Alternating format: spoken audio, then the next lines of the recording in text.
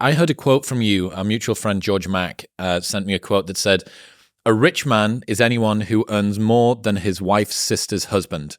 Yeah, that actually isn't me. I wish it were me because I would have retired on the basis of that quote. Happily. I think it's, what's the chap called? A brilliant American humorist called the Sage of Baltimore. The Americans will know. No idea. A fantastic comic writer, and I've briefly forgotten his name. Right. But it is interesting how, I was having a conversation yesterday with someone at an addiction clinic in Switzerland, which I can't name. I wasn't there as a patient, just in case I was there as a very, very interested outsider. And he said that, comparison is the enemy of happiness. Mm-hmm. That, one of the things that seems to be a curse for all humankind, and you've obviously read, you've probably interviewed the author of The Status Game. Have Will you? Storr. Yeah. Will Storr. Great. Yeah. Which is a fascinating book because it's this kind of terrifying invisible force that drives us. And we're in denial about it. And in some ways, the game only works because we pretend we're not playing the game. You see what I mean? And that comes down to other phrases about status seeking, which is, I think, the famous one of Aristotle Onassis, where he said that if there were no women, all the money in the world would be worthless. Now, I think he's probably overstating that. I mean, they're presumably pleasures to be derived from sort of jet skiing. And I'd like to have one of those yachts, not for the yacht, but just for, I know it's not called parking. It's called mooring. Okay? Yeah. But the actual business of sailing around on one of those yachts wouldn't appeal to me at all. But docking the fucking thing, that must be an absolute joy. Yeah. Do you ever watch that guy called Super Yacht Captain on YouTube? No. Now, what they do when they dock those things is they actually send up a drone. So they've got an aerial view of the ship. Right. And then they use the bow thrusters and the stern thrusters to actually maneuver the thing in. I mean, you get that now on cars, right? Yeah. The fanciest Range Rover gives you what appears to be an overhead shot. Yeah, mine does it, actually. I've got the electric car, and they tend to come with your more Mackie? gizmos. Fantastic car. Absolutely delighted with it, yeah. Right. Are you going to upgrade to something similar, something possibly different? the Mackie GT next time, because then I'll be well into a midlife crisis, and so I'll need a car with stripes on it.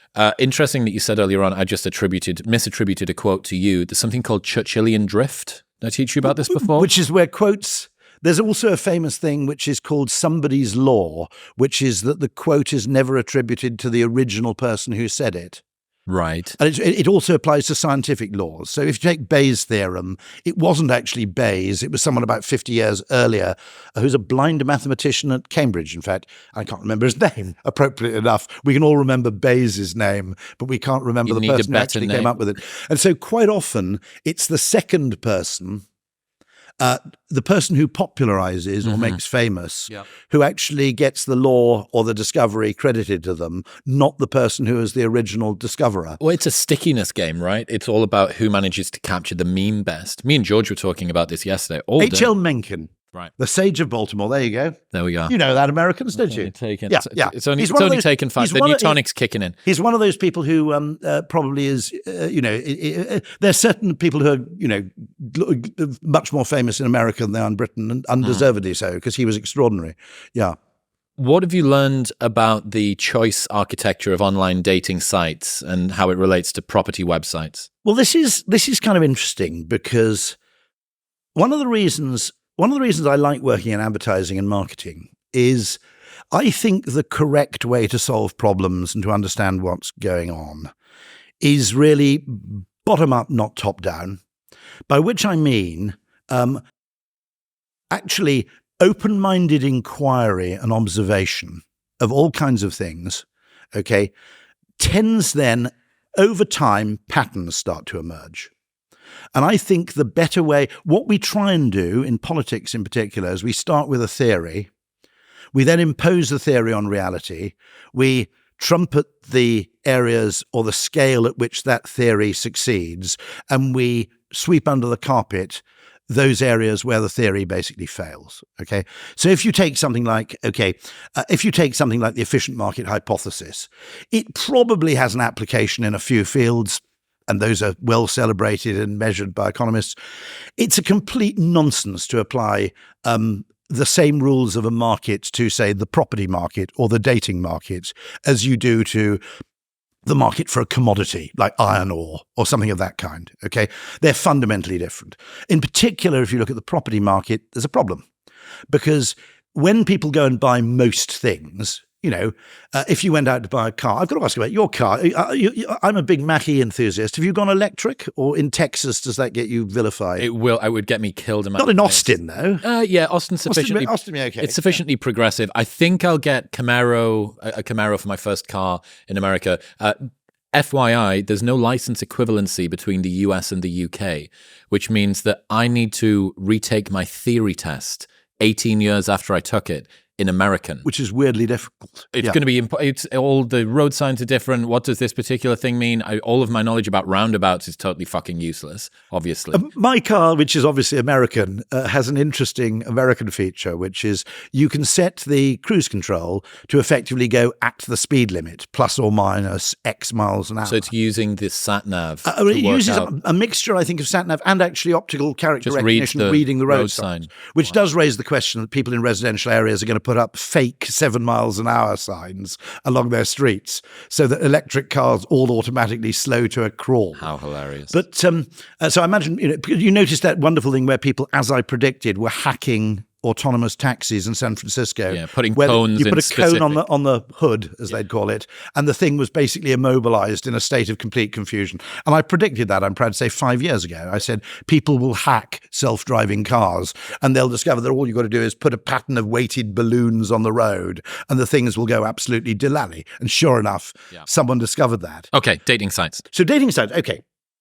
So let's look at something here, which is, to go back to my original point, the market for property is highly problematic because what most people do when they buy, they look for property to buy, is they work out how much deposit they have. They then work out how much they can borrow. They add those two together and they start looking for houses around that price. Okay? So the basic heuristic question they're asking is, how much can I afford? And then they start looking. Now, if you notice, we don't buy anything else like that. We don't buy cars that way, okay? If you went and said, okay, how much money can I raise as a deposit? How much can I borrow? People will be driving around in Bugattis and, Bugatti Veyrons and Bentleys all over the place. We don't do that with cars. We kind of take a balance on how much property, how much car do I actually need? How much do I care about cars, etc. But because we have this heuristic that effectively property is the only tax-free big bet you can make in your life, okay, with huge tax advantages in terms of the capital gains, everybody maxes out. Now, unsurprisingly, people who sell property have noticed this fact, and consequently, property prices go up and up and up because everybody's effectively, so as interest rates go down, it doesn't make anybody richer. It just means that they set their target price for the property they're prepared to buy even higher than before. Sellers of property aren't complete idiots, so they basically put their price up to get whatever they can get.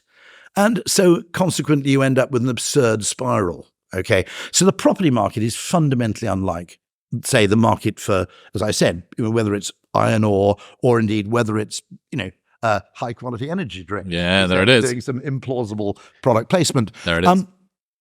Now, it struck me also that there's a fundamental problem in three things, which actually is the same in all three cases. And it's the market for graduate recruits, the market for in other words, employees for first jobs, the market for property, and the market for dating, okay?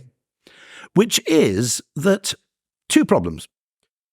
When you recruit someone straight out of university, or you recruit anybody for a job in which they have no experience at all, okay, you don't know anything about them, realistically, but you need a proxy. So the proxy seems to have become, Russell Group University, 2-1 or above. And everybody uses that as the first stage filter for their search. And everything that doesn't meet those criteria, or everybody who doesn't meet those criteria, effectively disappears out of the marketplace, despite the fact that they may be possessed of unbelievable talents. They just either had a good time at university, or a part of that very large part of the population who are very, very clever, but don't feel motivated doing academic, hypothetical things, okay? If you think about it, I know people who are good at chess are probably quite bright in some respect, but you can't say someone who's bad at chess is thick, right? My brother's an astrophysicist. He's shit at chess, right? Okay? They do actually record games that sort of Einstein and Oppenheimer played in the Manhattan Project, and they're kind of okay chess players, but they're nothing amazing, right? So, there are quite a lot of things that are a one-way proxy. Necessary but not sufficient. In other words, exactly, necessary but not, or sufficient, but actually not necessary. Yeah. So actually, now what's happened here as a consequence is that we're automatically just discarding. Now, let's take dating as a parallel. There, what's your first filter? Okay, the HR person's first filter is 2-1 and above, and then they interview them. But the first filter is that 2-1 and above. They've got to have a degree. In fact, increasingly, I notice my daughter's generation are doing master's degrees, because even if you've got a first-class degree from a Russell Group University, it's that positional good thing where you create hyper competition, and it's really a kind of peacock's tail signaling effect. Okay, so what you're really proving is not ability or human capital; it's just commitment to the area in which you're invested. Okay. Now, in dating sites, it strikes me that what you have now. I got married long before there were online websites. And as a contemporary of mine said, who also got married before there was online dating, he said, I feel like I caught the last helicopter out of Saigon. Genuinely, I wouldn't know where to get started in online dating. But what's the first criterion you use? Accept or reject. Now, I'm assuming here you're a guy. I don't quite know. It works slightly differently, I think, for women, because obviously the demand is completely asymmetric. Okay. But it's a still picture of them and some words of text. All right? Now, how good, just as 2-1 or above is not actually a brilliant proxy for how valuable an employee this person will be, it's all you've got, okay? I don't think a still photograph and a few words of text are in any way a proxy for who you might forge a long-term relationship with. Okay, because what you're doing is you're making a series of decisions. You're working your way down the decision tree, to use the language of choice architecture. And because every decision you make you're happy with, you think, therefore, that a series of seemingly rational decisions will reach an optimal outcome. But actually, for example, there are people who are extremely attractive actresses who wouldn't make it as a model, because their attractiveness is to do with motion, humor, wit, present, all those things which matter more in a relationship than how you look in a static photograph. I'm showing my age here, but Cameron Diaz probably wouldn't have made it as a Vogue model, okay? But, or Jennifer Aniston, I don't know, okay? But what I'm saying is what makes them attractive is a whole mix of things like humor, deportment, movement, subtle things which cannot be captured at all in that initial filtration phase. Same goes for employment. What makes a good employee cannot really be very well captured by that initial filtration phase. Same goes with property, okay? Which is, what do people do when they look for property? They go, okay, first of all, how much can I afford? And they start looking at that point. Then they ask the second question, which is, where is it and how many bedrooms? Now, all I'm saying, okay, is that it seems rational. While we're going through that process, it seems perfectly sensible, because each stage we're filtering. What we don't see, the dog that doesn't bark in the night, is what we're rejecting that might be great. Okay. Now, here's where the problem really gets acute. Okay. Everybody's going through this decision tree, starting at the same place and working through in the same order. That's what online choice architecture does. Now, if you look at how people chose houses, or for that matter, girlfriends or boyfriends, back in the pre-internet age, there was a lot of noise in the system. The conventional British way, the New York way is you go out with people and first of all find out how much they earn, as far as I can see. Okay. Dating in New York always strikes me as like a weird Jane Austen kind of transactional field. Okay. But in Britain, basically, you went to a rugby club and got pissed with your friend's sister. Okay. And then you discovered you really liked each other. Now, it's messy. I'm not suggesting it's optimal. There's a lot of choice you're missing out. But everybody effectively found a house, found a partner in a different way. The choice architecture was different. The starting point was different. The initial filter. In many cases, people found a house because they walked past an estate agent's window. They drove down a lane and saw a for sale sign. And in many cases, they didn't start searching with 800,000 and down, right? And it was messy. So houses had lots of opportunities to appeal to people, and partners had lots of different strengths which they could deploy depending on the circumstances in which the meeting took place.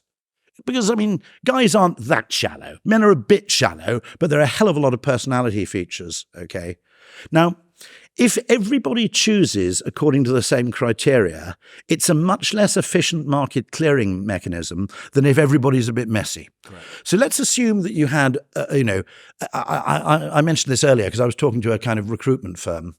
I said, let's imagine where you had a world where weirdly everybody's HR director was like oddly prejudiced, okay? But they're all prejudiced in completely different ways. One person was obsessed with hiring Oxbridge graduates, another person was obsessed with hiring Jamaicans, a third person was obsessed with hiring Scousers, okay? Over time, multiple differing prejudices, or what you might call diversity of opportunity rather than equality of opportunity, would provide a more efficient market for talent than the one we have now, which is regimented and identical. And it seems to me there's a conflict here, which is in recruitment.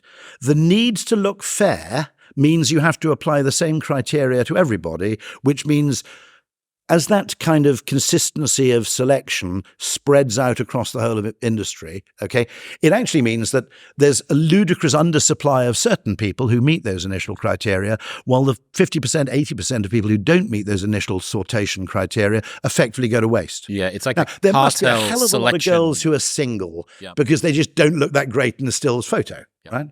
Now, there's a further thing, which is, now I've got to be really careful because my wife's going to watch this. Okay. But actually, you don't want a wife or a house which appeals to everybody, right? If you marry a supermodel, right, basically they're going to run off with your tennis coach and take your house, right? What you want is someone who's disproportionately attractive to you. Yeah. All right? That's the sort of game theoretic approach of house hunting.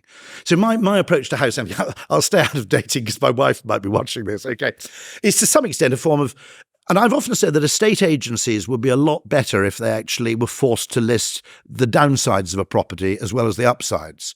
Because the shrewd way to choose a house is not to say, what's my perfect house? It's to say, what do other people hate that I don't mind? Yes. Okay? Yeah. So an example in my case would be next to a railway line. Absolute bonus. I love trains, right? They stop at midnight. They don't keep you awake. I never go to bed before midnight anyway. I'd actually pay extra to have trains going past my house. Okay? Equally, my children have left school, so the school catchment area can be, some crackhead's academy. Doesn't bother me, right? Because, okay, my kids are 22, right? And the third one, which would be a massive bonus to me, I couldn't believe my parents-in-law once didn't buy a beautiful Georgian house. Wait for the reason, because it was next to a pub. Right? I think, sorry, I'm totally confused here. That's the best garden in the world, right? It's not Sissinghurst, it's a beer garden, right? Because it's a garden and it's got beer. Now, I actually knew some people who lived next to a pub and they had such a good relationship with the landlord, they could actually order over the fence. So if they had a barbecue, they could just go, 4 pints of the usual. Yeah. Now, to a lot of people, being next to a pub is an absolute nightmare, Flight path, okay? If you're completely deaf, go and buy a place in the Heathrow flight path because it's not going to bother you, but it's going to bother everybody else. So the other thing about this very regimented mode of choice is that it prevents you from gaming the system. Yes. Now, to be honest, what makes someone initially attractive at first glance and what makes the relationship enduring, okay, are not the same thing. They're not the same criteria. Therefore, using what you might call first glimpse criteria in a house, in an employee, in a potential partner, okay? If you're seriously after a long-term relationship, which after all you are with a house and you are with an employee, you may or may not be when you're on an online dating site. That varies, okay? Mm-hmm. The first glimpse criteria are totally unreliable as a guide to long-term enjoyment. So my wife's going to kill me for this, okay? The kind of person you want to marry, right, isn't something that everybody wants. It's something the value of which you only discover on repeated familiarity, on long-term familiarity. Mm. So what you want is an air fryer girlfriend or a Japanese toilet girlfriend, okay, right? Not a Corvette girlfriend. Do you see what I mean? Right? You want something which actually you know the value of fully because over long-term exposure, they're actually technically called in economics, they're called experience goods. Okay. And what's interesting about an experience good is that it's something the value of which only becomes apparent with use. Mm. Okay, I'm sorry, this is terrible using that economic term to refer to relationships. It's not the worst thing people have said about relationships on the internet this week. Okay, you're probably right. Yeah. But that is fundamentally interesting, that what the internet has done, the two things is that in many cases, the thing it yields up as the first filtration point is not a very good proxy to begin with. Mm-hmm. But secondly, and this is, I think, the worst problem, if everybody is using the same first stage filter because everybody's on Tinder or whatever it may be, okay, then effectively it's going to create a totally inefficient market clearing mechanism because demand disproportionately goes towards those people who happen to meet those initial proxy criteria. Yep. Now, that strikes me fundamentally as a problem in all three of those markets. In other news, this episode is brought to you by Element. Element is a tasty electrolyte drink mix with everything that you need and nothing that you don't. It's a healthy alternative to sugary electrolyte drinks, and it is the best way that I have started my morning every single day for over 3 years now. It contains a science-backed electrolyte ratio of sodium, potassium, and magnesium with no sugar, no colouring, no artificial ingredients, or any other junk. Your adenosine system that caffeine acts on isn't active for the first 90 minutes of the day, but your adrenal system is, and salt acts on your adrenal system. So if you want to be more awake, want to regulate your appetite, curb cravings, and have better brain health, this is the way to start your day. Head to drinklmnt.com/modernwisdom to get a free sample pack of all 8 flavors with your first box. Plus, there is a no BS, no questions asked refund policy, so you can buy it 100% risk-free. That's drinklmnt.com/modernwisdom. Did you read Seth Stephens-Davidowitz's book, Everybody Lies? So he was an ex-data scientist at Google, and then he did another book called Don't Trust Your Gut. Oh, no, I haven't read that. So the second one, Don't Trust Your Gut, looks at this specific problem. It looks at what is the issue. By the way, nicotine plus that is like just the supercharged. Yeah, I know. Yeah, beautiful. Ooh. What flavor's that? This one's, I think, cherry, I think. Very good. With my cataract, I can't bloody read the thing. Sorry. This is going to be the first ever guest Chris has had where half of our conversation is about medical problems. Yeah, so sorry. That's totally fine. In his second book, he looks at people who basically haven't been priced into the market when it comes to dating. By the way, who's single makes no sense, does it? If you actually go around the world and meet people who are single and meet people who are in relationships. Highly educated women, one of the most overrepresented single groups. You've got women who can contribute a ton of money to a household, etc. Fairness, I'm married to a highly educated woman. Fucking because my God, the arguments. Never mind. Okay, but also because historically, effectively, this may change. Okay, so women are more reluctant to marry down in education level than men are. Correct. Interestingly, probably because men are shallower and they'll just go, well, that 21-year-old barista that can't spell her own name. Yeah. It's your atrophy wife, as I call them, very thin, the second wife. Yes, exactly. Oh, my God. But, you notice that the people, they have that really weird breed of people who are sort of very rich and very, very thin, Right. But so, I mean, Chris Rock did a whole routine on this, didn't he? Which was, what was it? Men can't go backwards sexually, women can't go back in lifestyle, I think, the Chris Rock routine. Yeah. One thing that I think deserves study, which is interesting, is a huge generation of the most successful comedians are also amateur effectively evolutionary thinkers, aren't they? Yeah. So if you look at Gervais, absolutely fascinated by kind of Darwinian evolution and so on, absolutely true of, say, Andrew Schultz, true of Jimmy Carr. Jimmy Carr actually co-wrote that book with Lucy Greaves, The Naked Jape, which is a absolutely fascinating kind of investigation into the evolutionary origins of comedy.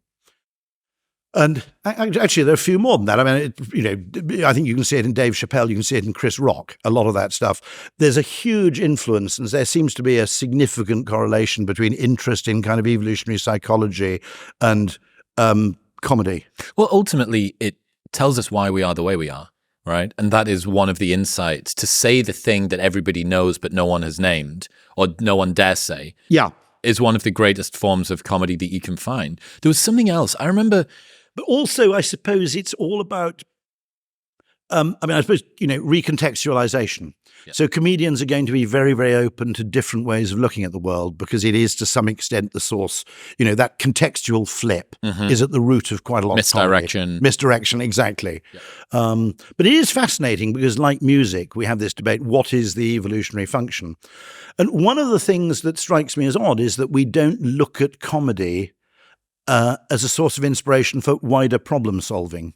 So I did an interview with Jimmy Carr at Adweek, which was a kind of advertising festival, which, by the way, is, as you must have found, people like him, for example, what you might call brain-to-mouth speed is extraordinary, isn't it? Terrifying. There's that great phrase in television which is called brain-to-mouth, and, Jonathan Ross or whatever, people like that are very, very good as interviewers because they can basically form a thought and speak it more or less in parallel. And I found that really interesting in terms of, talking to Jimmy Carr, because it's rather like, you fancy yourself a bit. There was a wonderful thing I saw actually on, I think it was the A299 in East Kent, which was one, they sort of hotted up Citroens, which are like the hot hatch with enormous kind of unnecessarily large tailpipes and a ludicrously large woofer that takes over the whole of the boot. And one of those on the A299 decided to take on a McLaren F1. Okay. And I have to say, it was comical to watch. The guy actually, acquitted himself in the first sort of 5 seconds reasonably well. But I felt a bit like that, talking to Jimmy Carr, because, you work in a business. You were the Citroen with the big subwoofer. I was the Citroen with the unfeasibly large tailpipes. Okay. And similarly, I've always been in awe of Andrew Schultz for the crowd work. Just has a speed which is just terrifying. Yeah, mate. So someone asked me the other day, who are the easiest people to speak to and who are the most difficult people to speak to on the show? And I definitely find that comedians are the ones that I need to be the most switched on for. Yeah. Mark Normand in particular. Mark is it's such a game of. It's not a game of tennis. It's a game of ping pong. Yes. Ba-ding, ba-ding, ba-ding, ba-ding, ba-ding, ba-ding, ba-ding, ba-ding. It's that kind of pace. And you're right, he rides the crest of now. It's oddly a Sam Harrisian sort of type thing. He's just living in the perpetual present and just deploying thoughts as they come to him. And the lack of filter and the precision of his speech just allows him to things just fall out of him. And there's always this weird debate about creativity, which is it kind of comes in two forms. One of which is what you might call sheer innate genius, and the other one is hyper-accelerated rationality, which is just in the same time that the other person is getting from A to B, you're already at F. Yeah. But, what interests me also is if you look at political movements, given the fact that psychology is often quite oblique, the way to solve a problem, this is what really, really bothers me about politics at the moment, which is, in fact, it's what my next book is about, if I can give a taster, is, the question is, do you want to win arguments or do you want to solve problems? Because the mode of thinking you adopt if you want to solve a problem is much more open-minded, much less dogmatic, okay? It's much more oblique and creative than the mode you would adopt if you want to win an argument. And what we've done is we've selected for our leadership, for our politicians, in some cases for our business people, and we've educated for, and we've promoted for the ability to win arguments. Okay? And actually, winning an argument and solving a problem are two completely different skill sets, I'd argue. So what always fascinates me about Andrew Schultz is, okay, if Andrew Schultz said 5% of what he says on stage in a corporate environment or at Yale, okay?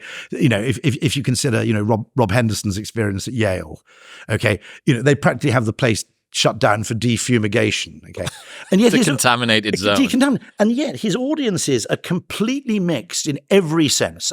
If you want a really, really diverse group of people, genuinely representative and diverse, an Andrew Schultz audience is pretty much as good as it gets. And he solves the problem, which is interesting, okay, not by pretending, say, race or gender don't exist, okay, but by highlighting the distinctions and then taking the piss out of them. Yeah. Okay. Now, from an oblique kind of creative point of view, you have to ask the question, is that actually a better way of solving the problem than, for example, the extreme dogmatism of, say, the politically correct movement. I don't like using the word woke particularly. Okay. Now, is part of the solution that, in other words, do you actually make people pretend not to notice ethnic differences and as a consequence become incredibly anxious in the presence of any of those differences? Yeah. Okay. Or do you actually acknowledge them, make light of them? Because both of them are trying to tune down the seriousness. Both of them try to say, okay. But the one of them works. Yes, precisely. Now, here's a question I want to do some empirical testing on this, okay? You do occasionally at comedy clubs, you do occasionally get a pissed guy who heckles and everybody gets really angry, okay? But do you get violence ever outside comedy clubs? Outside? Well, inside or outside? I've seen one video in the last few years where a heckler has tried to start on a comedian, but unbelievably rare. It's unbelievably rare. Especially given that you're pointing out people and saying stuff about them or their wife or their relationship or their chastity or whatever. I mean, I recommended, I couldn't make it to Andrew Schultz at the Royal Albert Hall, but I recommended people went for the limited visibility seats, not only because they were cheaper, but because given his crowd work. The blast radius, they were safer. The brilliant thing is I could hide behind a pillar and it's very unlikely I'd be singled out as like the whitest guy he'd ever seen or whatever it might have been. Yeah. And so, what's interesting is those comedy audiences are really fascinating just in terms of their demographic constituency. It's teaching people a sort of a degree of intellectual humbleness, being able to cast off the tension that you have when watching something occur by laughing. So I've noticed this. I'm preparing for my first live tour, which is happening around the UK and Ireland in a couple of weeks' time. And as a part of this, I did a ton of work in progress shows, and I could see in the room and feel in the room tension arising as I'm talking about whatever the thing is that I'm talking about. This section about confidence, or this section about regret, or this section about whatever. And there was bits where you needed a laugh, almost kind of like how a dog shakes its coat when it's wet. And it needs to just cast it off. Yeah. So here's an interesting analogy, okay, in terms of being right versus solving the problem. Okay. Now, if you want to win arguments, or if you want to win the respect of a peer group who hold a particular set of political views, what tends to happen is you get into a virtue spiral. I think that's what it's called in the book. Purity spiral. Thank you. Purity spiral. You become absolutist. And then, because conflict is inherently interesting, an argument is inherently interesting. So if we hear outside some people having an amicable conversation, we won't even bother to get up. If we hear a fight starting to break up or two people shouting at each other, we'll have our noses pressed to the window to see what's happening. And journalists and newspapers and media know this. So they focus on those areas where there is the greatest polarization, which means you're focusing on the part of the problem which is most difficult to solve. So the example I give, because I'm going to move away from politics, because when you mention politics, everything suddenly drives people to this polarization. I aspire to be the most left-wing person on the alt-right, okay? which is, I find the conversation of the alt-right inherently interesting, but I try not to become part of it. And I occasionally, I write for The Spectator, but I occasionally write about the virtues of Henry George or the insights of Karl Marx, just to shake the whole thing up again. Mm-hmm. Bloody interesting guy, Marx, by the way. Okay, right. I mean, I think the actual the way I'd put it is the diagnosis is fascinating and the prescription is terrible. Correct. Okay. Correct. Now, okay, the perfect exemplar of where this problem goes wrong, and this is very difficult if you work in advertising and marketing, because quite often you're not criticizing the intentionality or the aspiration of the person. You're merely saying that the way you're going about this isn't working very well. Okay, so yes, nearly all the aspirations of, say, the diversity and inclusion movement are those which we should all generally support. And I don't want to ever get into that kind of weird, weird thing where you start getting angry about trigger warnings, because if you give it about 10 minutes thought, you realize that trigger warnings, although they're a bit funny, and it's a bit weird when Netflix says may contain nicotine use, okay, which, never put anybody off going to the cinema in 1946. Imagine if you had to do that. Casablanca, warning, nicotine use. It's a bit weird, okay?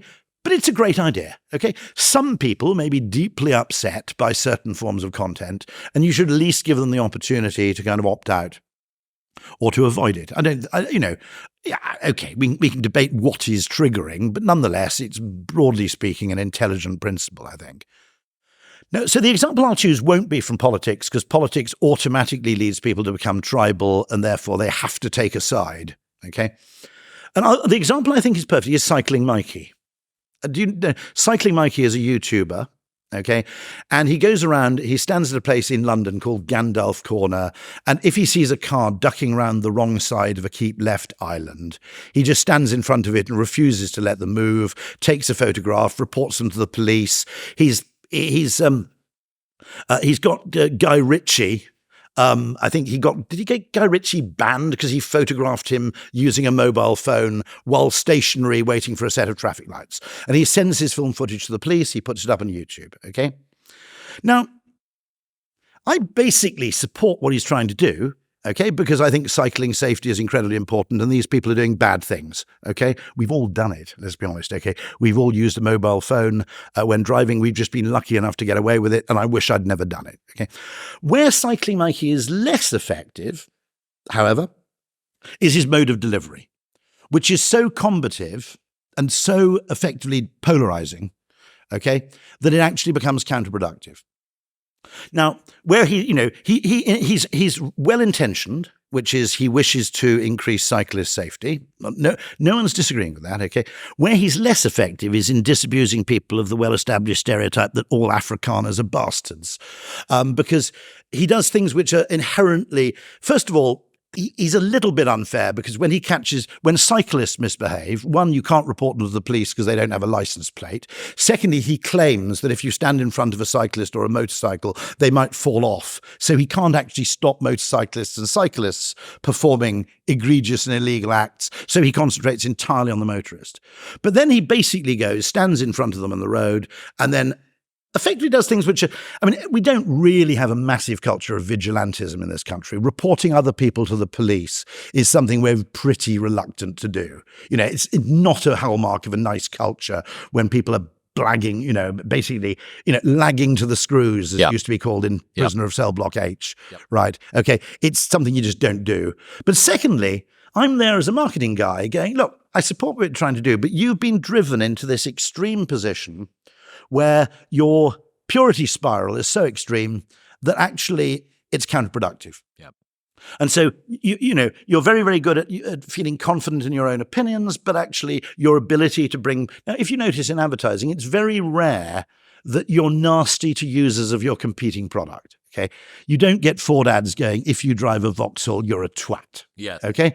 Because genuinely people want to win over people who are either undecided or in a rival camp. And it's not a good idea. And you won't see much advertising that does that, to patronize them or to effectively become incredibly sanctimonious, as he does. Extraordinarily sanctimonious. Yeah. And I think it's a kind of example of a pattern you see where people's desire to be entirely on the right drives them to practice counterproductive behaviors. Because, there's, for example, I think as a marketing guy, I can't help watching this thing and say, if you're actually very nice to those people and you handed them a leaflet, which you'd produced yourself, just warning them of cyclist safety, I think it would probably be quite effective. Yeah. I went on a speed awareness course. I don't know if you ever had that. I've had to do it once. Actually, I had the pleasure. I turned up thinking this is total arse, but I'm doing it to avoid the points.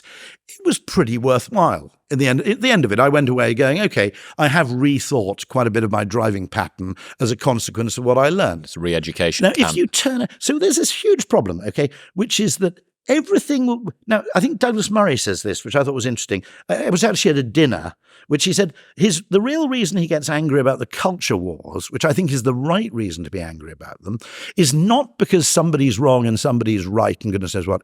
It's the extraordinary opportunity cost. That while we are arguing about these things that are very difficult to decide and which automatically polarize people, there are 100 problems we could solve, okay, which would actually appeal to everybody. Yeah, as he says, while the barbarians are at the gates, we'll be debating about what gender they are. Well, this is an interesting one, because I'd also argue, let's take cyclists and motorists, okay? It's in everybody's interest to effectively foster hostility between these two groups, even though, of course, quite a lot of people straddle both groups. Outside London, it's quite rare to be a cyclist who doesn't also own a car. Okay, not totally rare, but most people outside London, most households have access to a car in some shape or form. And my argument there is that imagine what you could have done if instead of fostering cyclist-motorist hostility by focusing on the areas where there's the most discord and the most disagreement. Imagine if you both said, okay, there are two things that one thing that motorists hate and cyclists hate even more, potholes, right? Now, bind them together them together and say, look, potholes are really annoying to car owners because you've got to get your tyres replaced, which, by the way, is environmentally bad as well. Fucking mortal terror to a cyclist. Total terror to a cyclist, particularly if you're on one of those narrow-tyred, titanium-rich thingy-bobs with your lycra and everything else. And so it's kind of interesting, which is the point is that the opportunity cost of this focus on problems that divide, problems where the solution acutely divides people, has a huge creative opportunity cost, because the thing to do if you have two people who disagree about something is to change the question. Okay? Obviously, we're not getting anywhere here, so let's just solve something else.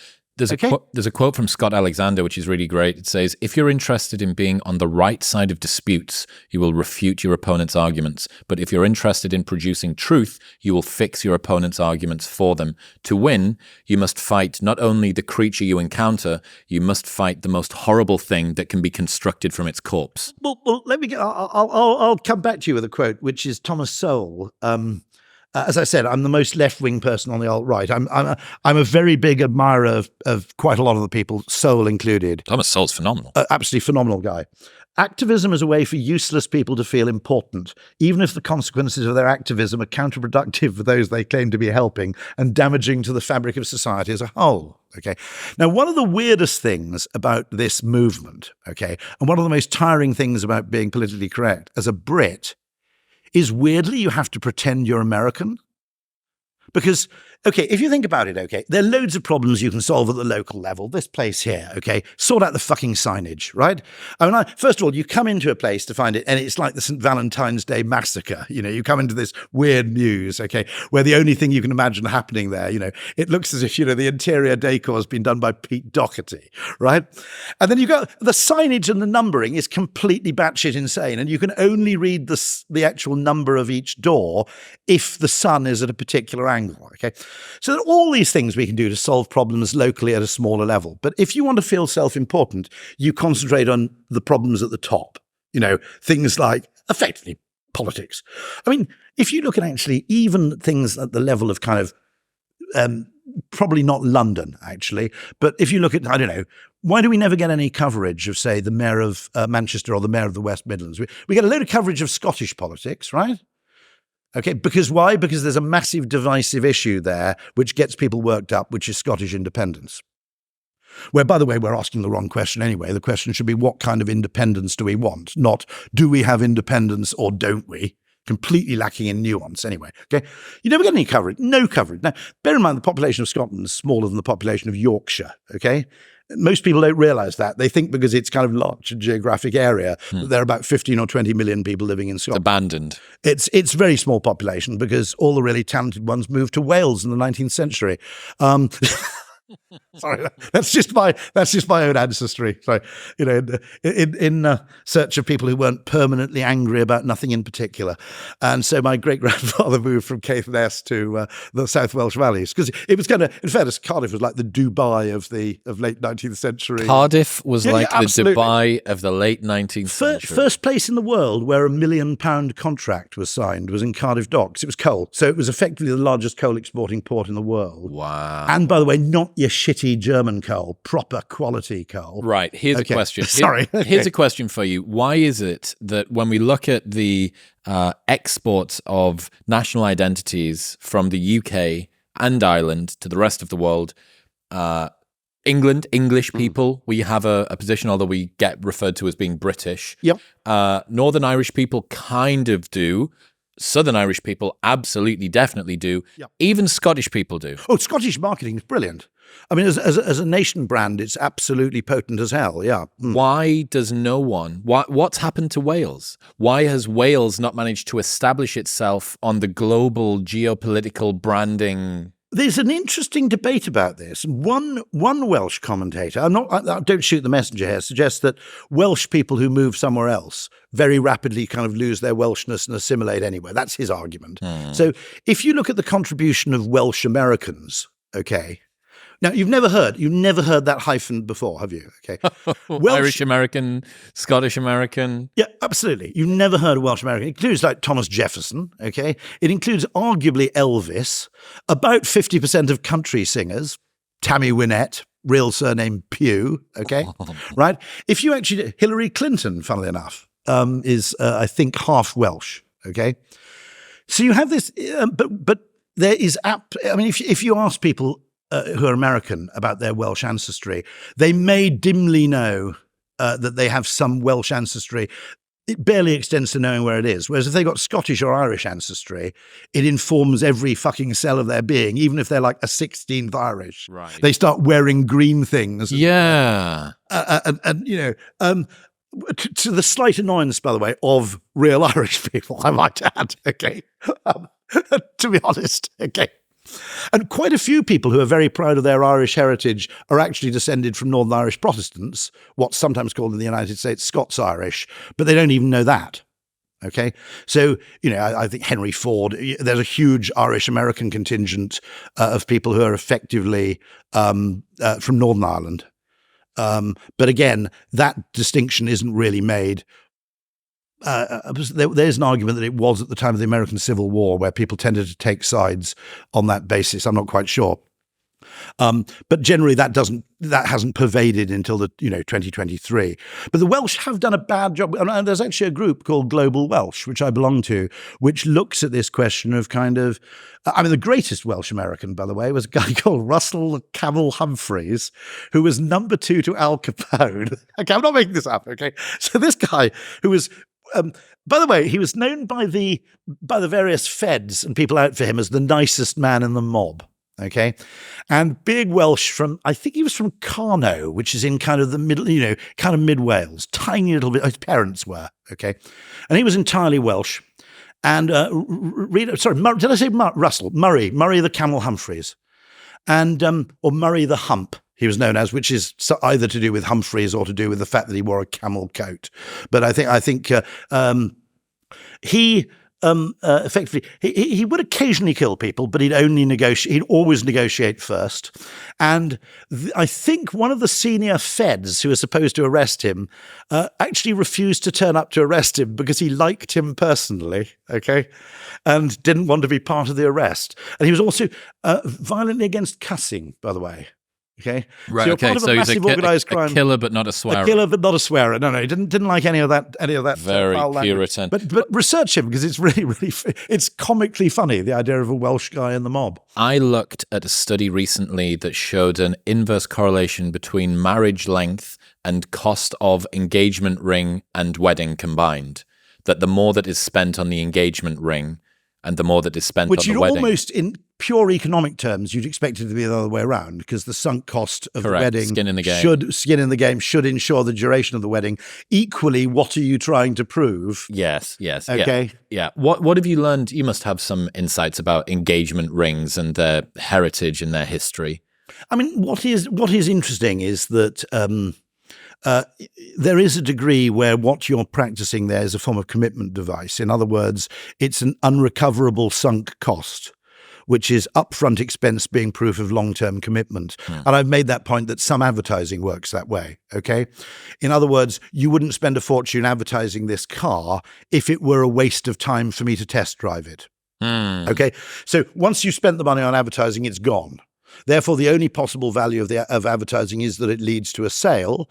Therefore, if you are advertising a new product heavily, you are confident, rightly or wrongly, but it doesn't matter. You yourself, who know the product better than the buyer does, is confident in terms of its long-term appeal and desirability when test-driven. And so, some part of advertising undoubtedly works through sheer costly expenditure, sheer costly signaling. Wasn't it, you guys did a study where heavyweight paper was the most effective thing to increase charity donations? That's right, yes. Now, you will never, ever get any... What's so interesting about some of this research is it uncovers things which people feel but don't even think or say. So there's this quote, probably wrongly attributed to David Ogilvy, that he said the trouble with market research is that people don't think what they feel, they don't say what they think, and they don't do what they say.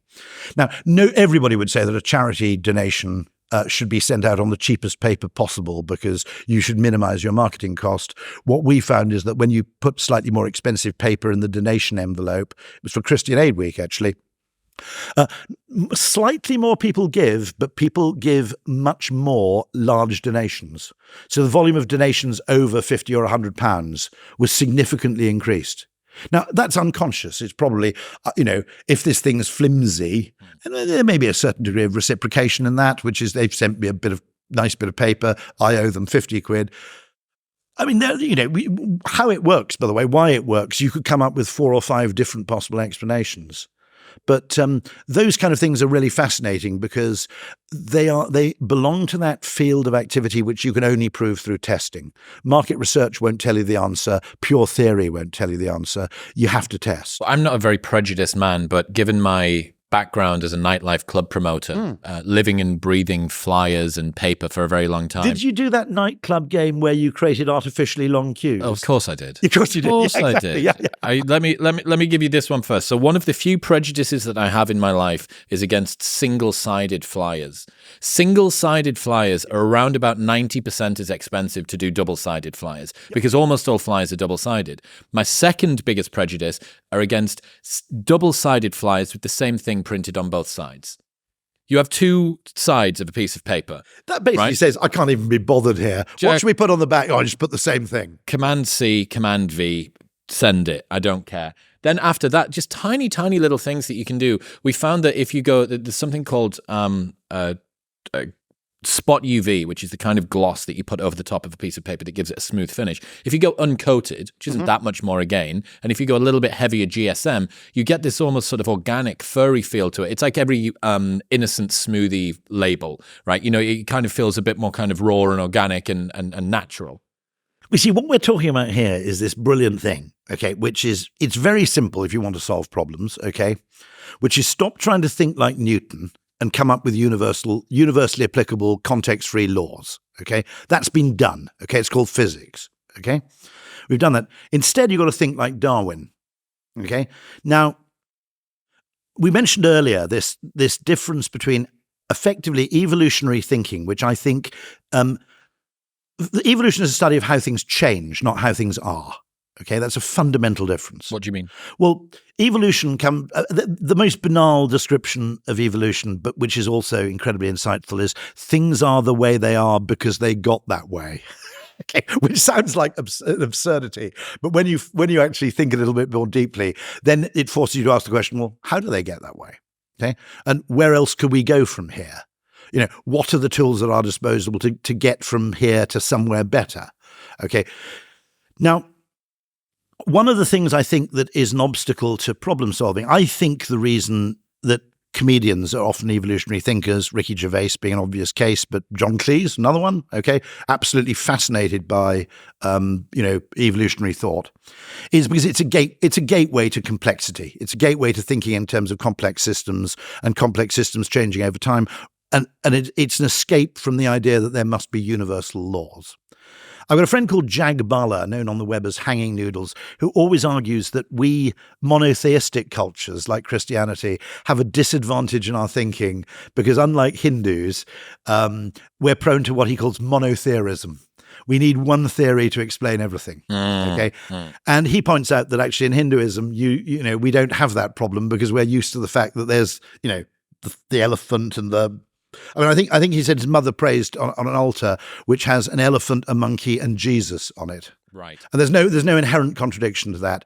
Now, actually, that's why I'm quite hopeful about having a Hindu prime minister, because I think if we unleashed his lack of monotheism and freed him from political dogma, he could be creatively really quite interesting. But that complexity thing is really interesting because one of the things that you need to lose in order to understand complex systems is an idea of what you might call discussing things that make you look important. One person called it the higher twaddle. And that's I noticed this with a former chief executive. If he was interviewed, instead of talking about advertising, and, he'd always talk about like the Fed and Janet Yellen, and likely interest rate rises. Okay. right? And that's that's a self-important thing to talk about. Weirdly, people in Britain, instead of solving British problems, somehow weirdly adopt American. It's a signaling thing. And it's a signaling thing, which is I care about these things and I'm so important that I'm only going to debate them at the very highest level. Yep. Okay. And so, I mean, there are all these people going around trying to defund the police in the United States. I'm going, I'm a Brit, right? First of all, my responsibility for what I think is a terrible criminal justice system in the United States, my responsibility for that ended in 1776, okay? I don't think it's great, but it's not my problem, okay? Secondly, I wanted to start some Brits demonstrations going around going, disarm the police. Because it's what's so interesting is if you're American, defund the police is debatable, but the idea that the police shouldn't carry guns is probably to them so bizarre that they think you're insane, okay? Other things in the United States, 4 weeks of paid vacation. Okay, I've never met anybody in Britain so right-wing that they think we should have less holiday time. Nobody. Zero. Nobody's ever said, well, you get another 2% on GDP growth if we just got rid of people's holiday. Doesn't happen. Never exists. Okay? If we cut maternity leave down to just 2.5 weeks. No. Those things actually, once you have them, they're air fryers. They're Japanese toilets. Once you have them, there's no going back. Everyone's an evangelist. Exactly. And they get grandfathered in. Once you've got there, you never go back. Yeah. Okay. And I'm kind of going, well, look, first of all, you have to now. If you look at what Darwin did to have what is probably one of the 5 biggest insights, to be honest, I mean, I'm going to stand up for Alfred Russel Wallace, not least because I was born in Llanbaddock, which is the same village that he was born in, tiny Welsh village. And my ambition is to be, I think I've probably already succeeded, is the second best evolutionary thinker born in Llanbaddock. I think that's a kind of attainable, sensible ambition. Okay. But I'm really worried that someone will crop up, Imperial College London. Some fledgling evolutionary psychologist from Llanbaddock. Exactly. Christ. Yeah. And so it's very sweet because I spoke at the Royal Institution and I made the prediction that I was probably only the second person from Llanbaddock ever to have spoken at the Royal Institution. And sure enough, I think Alfred Russel Wallace spoke there in sort of 1860, whatever it was. He survived into the 20th century, actually. But if you look at what Darwin did and what Russell Wallace did, okay, they didn't get involved in self-aggrandizing theory first. They went around interesting, funny little places and they looked at the beaks of finches, okay? Now, I think if you want to solve political problems, actually, this is why I love working in advertising, okay? Because you can get down into the weeds of microscopic things like what's the effect of choice architecture on property selection or indeed dating websites. You can actually, we have a kind of mantra in our behavioral science practice, which is dare to be trivial. Because our argument is in a complex system, quite often the things that make a difference may be surprisingly small. They're kind of butterfly effects. And your job is to look for the point of intervention in the system where the smallest change has the biggest effect. Buckminster Fuller called it trim tab. Okay, on his gravestone, it says, call me trim tab. And the trim tab, I'm not an engineer, but it's the bit on the end of a rudder, I think, on a ship or plane, which only moves slightly, but it's the greatest point of leverage in terms of turning that ship. It's like an extra rudder on the end of a rudder or something. Okay. Yeah. And my point is that we have, and I had an argument with someone who was I think he was the political correspondent of the FT. And I said, when John Major, a lot of your listeners will be too young to remember this, but I'm always conscious of this. I found myself doing things like now explaining what a fax machine was and things like that. But when he invented the Cones hotline, he was widely ridiculed for that. Okay, so he invented this thing which was a phone number where you could report cones that were blocking off the road where no roadworks were being performed, and you could also say, get advance warning of where cones were going to be. Okay? Now, at the time he came up with that, he was the Prime Minister. Okay. And this was regarded as the most comical and absurd thing you could possibly imagine. Like everyone was being tyrannized by roving bands of cones. But on the other hand, he was solving a problem which, like potholes, which annoys a great number of people all the time, okay? And it was non-controversial, but it was considered absolutely beneath his dignity. Well, my only argument is that probably the way you solve big problems is by tinkering around with a lot of small things. And then sometimes the big problems just weirdly go away.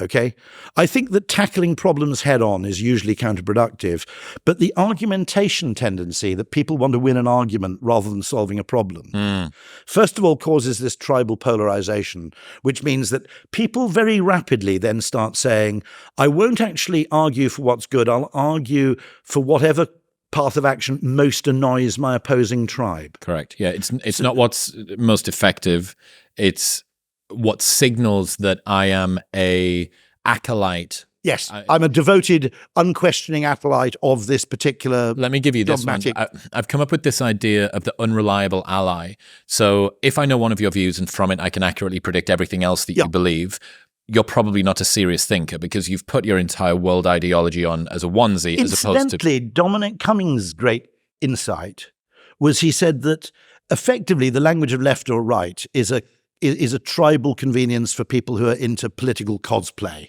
Okay, Correct. Right. It's rather like, okay, most people are kind of interested in politics in the way that I'm interested in Star Wars, which is I'll watch it if it happens to be on, but I'm not going to go to a convention and dress as Darth Vader. Okay, and politics is full of the kind of people who dress up as Darth Vader and get unbelievably involved in insane details of, how the Federation is actually the governance of the Federation or something, okay? Most people aren't like that. The other insight of Dominic Cummings was he said, most people in reality are both more left-wing and more right-wing than politicians fully understand. So ordinary people, in a way, are saner and more diverse politically than the people who've been forced to take sides. Yeah, they get reduced down to a dashboard, though, right? And that isn't able to fully capture. One vote from somebody doesn't fully encapsulate just how far right and how far left you are, because on balance, you aggregated that you are a bit left, so you voted Labour, or you are a bit right, so you voted Conservative. This idea so of... avoiding that identitarian thing, I write for The Spectator, partly because the weird thing is, it would have been actually, no, that's not fair, okay? Actually, that's not fair. I was going to say that in the 1970s, it would have been the opposite, where the right-wing press got much more annoyed about you writing something left-wing than vice versa. Actually, that's probably not fair of the British press. Very interesting, by the way, which is, if you're American, okay, there's quite a simple narrative which you can reasonably believe, which is that most progress socially, not necessarily economically, but most social progress happens under a democratic regime. Okay, so you go back to say votes for women. That was my cousin Woodrow, who is bizarrely, he's like my fourth cousin twice removed. His mum was English from a Scottish family. Okay, just to even things out, my other traced American relative is in prison in Washington State for kidnapping and attempted murder. So swings and roundabouts, right? Yeah. But the interesting thing there is that most of those kind of forward movements, the civil rights movement, etc., happened in a democratic regime. Okay. And so it's very easy if you take the American narrative on board, which is basically they're these well-intentioned Democrat people who do nice things and then Republicans tend to be nasty. Okay. I don't think that maps very neatly onto the UK.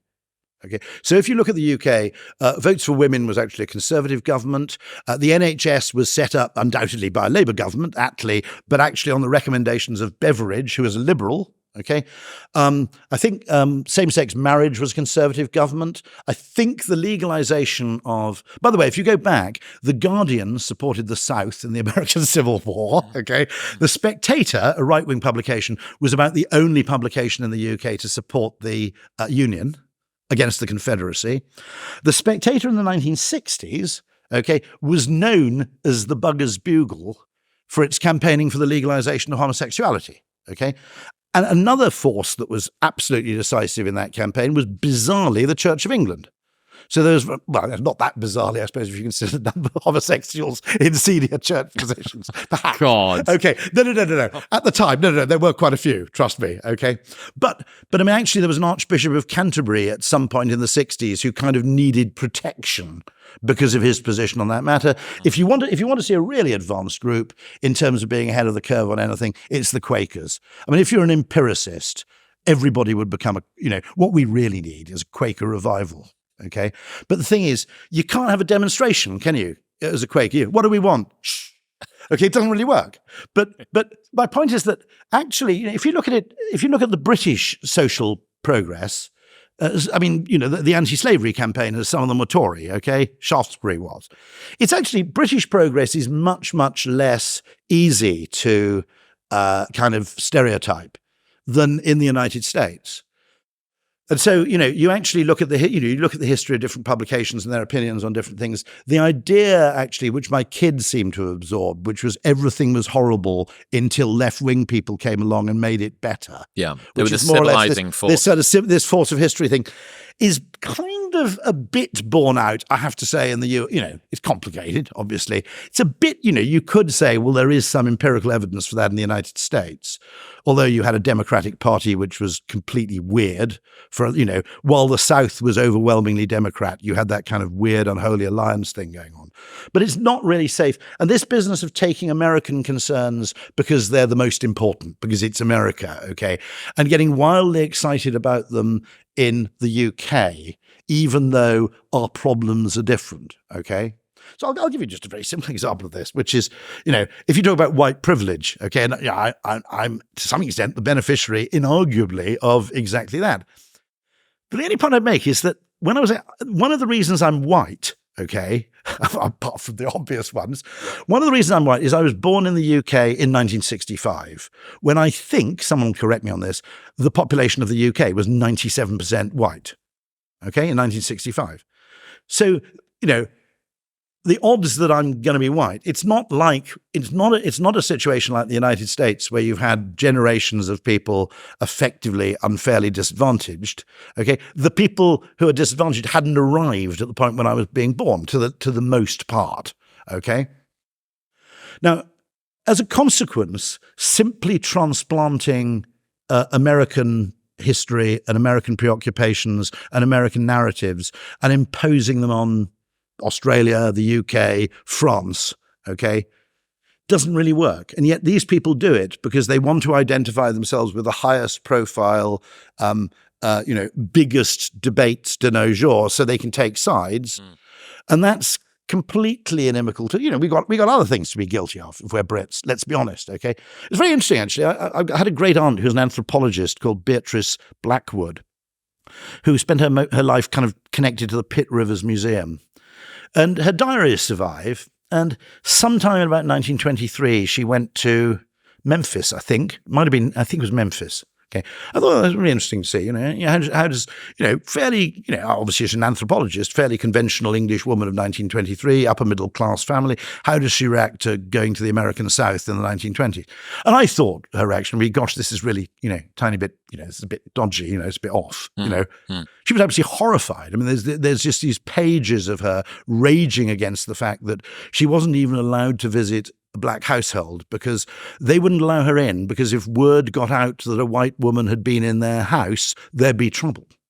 Okay? Now, we got loads of flaws over here which we can solve and we can look at. But I don't think there's a wonderful case from your part of the world, isn't there, which is a battle where the pubs refused to deny access to coloured servicemen when they were billeted somewhere in the northeast, isn't it? Not sure. Are you a monkey hanger? Are you, or technically a smoggy? Oh, you're a smoggy, okay. As it's referred to. The American audience at this point is completely Teesside, off. Middlesbrough. Teesside. Got it. Where ICI, a huge, big industrial plant that spews out all manner of smoke is. But I mean, different countries, the situation in Canada is fundamentally different from the situation elsewhere. And the idea that you have to solve problems by basically looking to the United States and then just importing wholesale, whatever happens to be the fashionable topic du jour over there, seems to me crazy. And if I were in the US, I'd be competing anyway for 4 weeks paid vacation, which would benefit everybody. Yeah, that seems to be the vanguard of social change. Should be paid vacation and a bit more maternity leave. The only person who suggested that was Bernie Sanders, and everybody thought he was some sort of communist.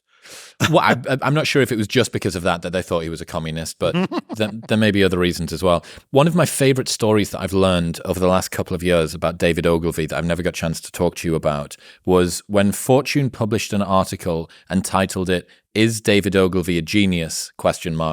I asked my lawyer to sue the editor for the question mark. Is there any truth in that? Gosh.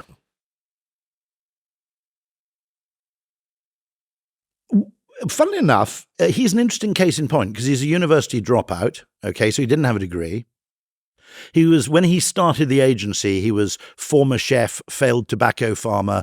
I think during the war he'd been in MI6 somewhere in Washington as well. He was kind of Ian Fleming character in many ways, actually. And Ian Fleming, by the way, was also successful in a sense relatively late in life. And by the way, we need more of these stories because you can it's never too late. Colonel Sanders, was 65 when he founded Kentucky Fried Chicken, as then was. Okay. And David Ogilvy was a kind of Colonel Sanders of advertising. He was relatively late and he had the advantage of surviving for a long time. There are people within Ogilvy who think that his brother Francis, who tragically died young and was based in the UK rather than the US, was as much the brains behind the operation as David was. But I met him once, fortunately, and I knew his wife quite well, his widow now. I think he had some advantages, okay? So he was doing advertising at first for fairly aspirational products at a time of great American Anglophilia. So he was advertising Guinness, Rolls-Royce, Schweppes, the English Tourist Board, for example, which allowed him to do a particular style of kind of urbane, aspirational advertising at a time when most American advertising was quite crass. Yeah, it was to an educated audience that could work out the inference. I mean, famously, that Rolls-Royce advertisement at 60 miles an hour appeared only twice, and it was in the Wall Street Journal, I think. What was that? At 60 miles an hour, the loudest sound in this new Rolls-Royce is the ticking of the electric clock. What is it that makes the Rolls-Royce the best car in the world? There really is no magic about it. It is simply patient attention to detail, says an eminent Rolls-Royce engineer. I even memorized the subhead. But it's he was very the one thing everybody can learn from him is writing. And he is closest, I think, as a prose writer, if you read his books. One of his books is terrible, weirdly, which I think is called Blood, Brains and Beer. It's his autobiography. The rest of the books are excellent. I think everybody's allowed one bad book. But it's a wonderful prose style, very similar to Conan Doyle, in that it's very, very simple and easy to read, with every sort of 57th word being a slightly more complicated or slightly more highfalutin word, just to remind the reader that the writer isn't an idiot. Yeah. And I think it's actually a great approach to communication, which is that little signalling of, in the Rolls-Royce advertisement, if you are too diffident to drive a Rolls-Royce, you can drive a Bentley. Yeah. She says you have a Bentley with a less kind of grandiose radiator grill, effectively. And and so he was. It was actually. It's probably actually. Other people who are big fans of that kind of prose style. Kingsley Amis was a big admirer of Conan Doyle, and it's a particular way of writing which is incredibly easy to read, but at the same time really intelligent and quite urbane. What I really loved about at least my research that I have managed to do with David Ogilvy is his approach to engendering, which you guys have obviously continued now. Engendering this, there are no wrong answers, creativity kind of culture, which I think is really great. Well, it's a huge, I was saying to some clients the other day, we make it easy for ourselves in one way, which is it's one of very few corporate this is why I'm very interested in the comedy world. I'm very interested in other forms of anomalous economic activity, if you like, where you're actually paid to be weird. And you don't realize how rare and precious it is until you encounter management consultants, okay, where the whole thing is kind of templated, formulaic. They recruit engineering graduates, which, by the way, is a terrible waste of engineering talent. I want engineers going and making bloody things. I don't want them bloody well producing PowerPoint decks at sort of £200 an hour. What a waste, those people could be producing, space rockets or something, but instead they're going and producing these effing PowerPoint decks for management consulting firms. And the value of actually having, so most organizations, first of all, regard logic as a good proxy for, in other words, the course of action that has the best argument attached must be the best course of action. And what's unusual about advertising and comedy and a few other things, music, obviously, I guess, is that we don't buy that. That we don't buy the idea that whatever has a good argument attached to it must be right. Because there's probably a better idea which comes from left field, which you won't arrive at through pre-rationalization. You can only post-rationalize it. Now, that distinction, by the way, is quite interesting. I won't go into the whole thing about Charles Russell Peirce, brilliant American philosopher of the 19th century, and I won't go into the stuff about the whole thing of abductive inference being a different form of mental process. But if you look at actually quite a lot of pharmaceutical progress, okay, it actually happens backwards. Okay, it's not we have this disease, we need to cure it.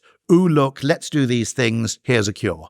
Those processes generally lead to fairly, actually not that reliable, tolerable incremental progress over a very long period. Now, let's not discount that, because over a period of 80 years, we do get better at things. The real breakthrough things happen backwards, okay, which is Viagra, penicillin. Yep. In other words, it's almost a cure for which there is no known disease, rather than a disease for which there's no. What can we known use cure. this for? It's giving people erections.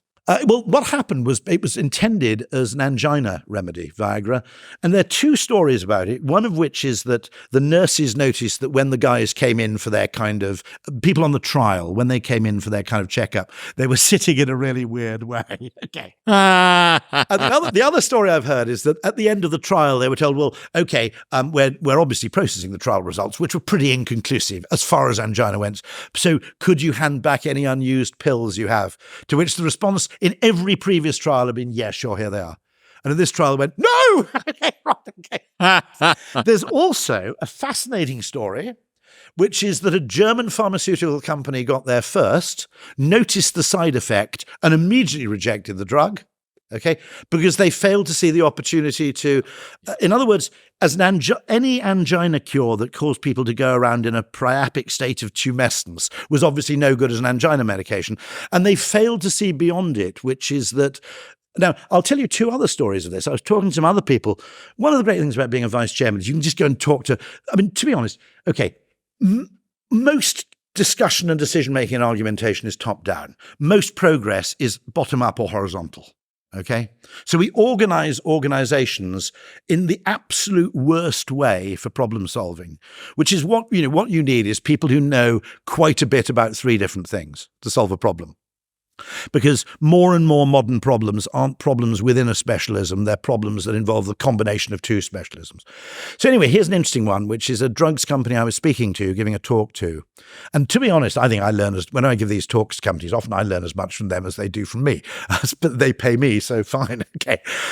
This is a case where they were looking at drugs to treat autoimmune diseases such as rheumatoid arthritis. And what happened was that some of the drugs they tested were appalling, right? Because they actually had the opposite effect. They boosted the immune system. And of course, if you've got a disease where your immune system is attacking your own body, it's the worst thing you want to do. So they put these on the shelf and go, okay, rule that out. And then someone a little while later goes, ding. If you're trying to practice immunotherapy for cancer, a drug that strengthens the immune system, that's not a bug, that's a feature. Okay. And similarly, that happened with Night Nurse, which is one of my favorite marketing stories, where they were looking, when they created Night Nurse, and this was long before there was something called Day Nurse, okay, they were looking to produce a flu remedy. And they produced a very successful, to be honest, it was treating the symptoms rather than the cause, okay? But they produced this flu treatment, so not a remedy, but a treatment, which was brilliant, but the downside was it sent you to sleep. So you couldn't drive or operate heavy machinery. I don't regularly operate heavy machinery, but it's a bit of I love that warning. Yeah, I love that warning too. Yeah. Oh, fuck, I was about to do some heavy excavating. My and afternoon you ruined of forklift driving has been taken from me. It's rather like that video message, which is you mustn't show this video on an oil rig. Do you remember that? Yeah. In the beginning of VHS videos, it said, this is not licensed for the display on oil rigs. And you imagine those people 500 miles out of the North Sea going, oh, fuck, press the pause button. We're about to watch Speed 2. We're just about to watch Speed 2. And that's ruined it for us. Yeah. Any moment now, someone's going to turn up from the Copyright Licensing Authority and BP are going to be in trouble. And but anyway, the fascinating thing is that what happened is they said, okay, so it's no good, it sends people to sleep. And then a little guy, I've always heard the story as a little guy, kind of from the marketing department, said, actually, if you position it as a nighttime flu remedy, okay, the fact that it sends you to sleep is a bonus. It's not a problem. So Night Nurse was born by basically reframing. And this is what I said about High Speed 2. I said High Speed 2 is a terrible answer, really, in the sense that it goes at the wrong speed along the wrong route. Lots of things are terrible about it. The whole thing was misconceived. But it was the first thing that was wrong about High Speed 2 was the question they asked. And they asked an engineering question, which is how do you transport X people over Y miles at a time of Z or T, okay, right? And so they set down those kind of mathematical parameters. Now, a marketing person would have asked a different question, which is a much more interesting open-ended question, which has far more scope for expanding the solution space to allow for creative solutions. And the question a marketer would have asked is, how do you make the train service between Manchester and London so good and so enjoyable people feel stupid driving? Now, speed, obviously, okay, speed may be part of that. Convenience, comfort, enjoyability. Connectivity, catering, okay, variation of seating. So, you remember Strangers on a Train, those Hitchcock films where they used to have the observation car at the back of the train? Fuck me. Every time you watch, this is a train in the 1950s, you go, oh God, I wish they had trains like that now. They even had a smoking thing at the back, didn't they? Now, I did have a crazy idea, which is if you spent the money, okay, this is hypothetical, but this is why comedy is so important. It's much more easy to start silly and rein it back than it is to start boring and rein it forwards, as it were. And I said, just a hypothetical exercise, if you kept the tracks the same and you spent all the money on both buying and recreating the world's greatest steam locomotives, right? And you ran the trains from Manchester, like your train at 9:15 will be pulled by the Union Pacific Big Boy, okay? Or the Mallard, right? Or a replica of the Mallard. Now, it would be slower, okay? I'm assuming the Wi-Fi could be quite good. You wouldn't go into full, 19th century or mid-20th century nostalgia. But every single tourist to London would go to Manchester just to ride on the effing train, right? Yeah. If you had a replica of the bloody Harry Potter train, okay, you'd actually get people coming to London so they could travel to Manchester. Yeah. If you think that's, by the way, comical, I've got a friend who's the warden of an Oxford college, a former boss of mine, and the tourist visitors to Oxford colleges basically have completely bifurcated. There are colleges which nobody visits, and there are colleges which are swarming with tourists. The entire discriminator between those two is whether the college features in a Harry Potter film. Wow. So New College, Oxford has a tree, apparently, which is featured in one of the films, and that has tourists swarming in. Queue for this Next tree. door, you can have a fantastic college, architecturally magnificent, didn't feature in Harry Potter. Basically it's pointless. It's what do you call those things that blow through the place? Tumbleweed. Tumbleweed. Yeah. Yeah. What's your thoughts on the abandonment of this $1 billion train thing? There's something recently that's been thrown up in the air. You can still solve it. You go and hand the job to I've said this, you go and hand £100 million to Johnny Ive and his mate Mark Newson. Mark Newson, Australian designer, already has form here because he designed the Qantas business class seat, which in my opinion is the best, actually, never mind business class, it's the best airline seat ever conceived by the wit of man. And you give them the brief, okay, we've got this stupid railway going along this stupid route. How do you make it just absolutely amazing? I mean, Johnny Ive's back in the UK, right? I'm sure 100 million will get him out of bed.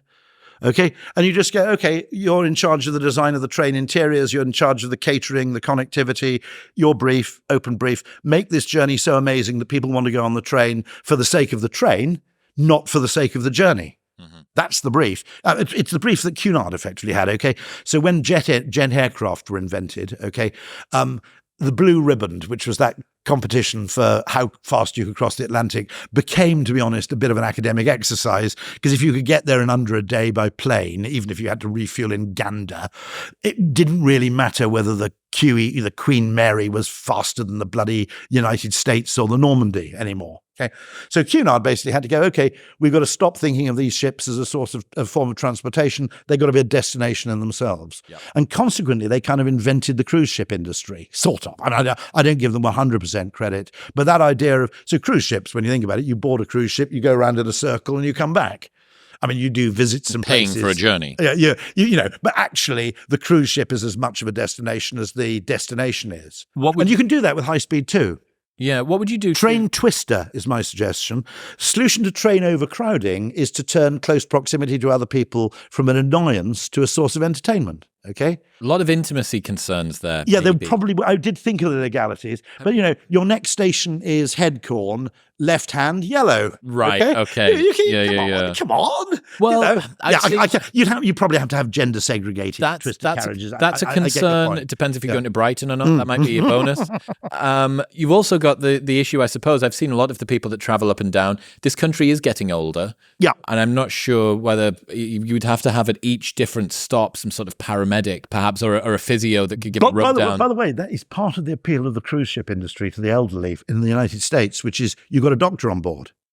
Right. You've got 3 weeks where your medical care is basically taken care of. If you tumble down the water slide too quickly. It's not irrelevant. And by the way, if you're a cruise ship doctor, you're a shitting good doctor because you've got to be able to cope with everything, right? You can't specialize. If someone's on board, you're sort of 200 miles from land, you can't say, I'm terribly sorry, it's not my specialism. Yeah, I need from to a perforated eardrum to a heart. Exactly. Yeah. I bet you've got to be a shit hot generalist. What would you do to improve business class flights? Interesting.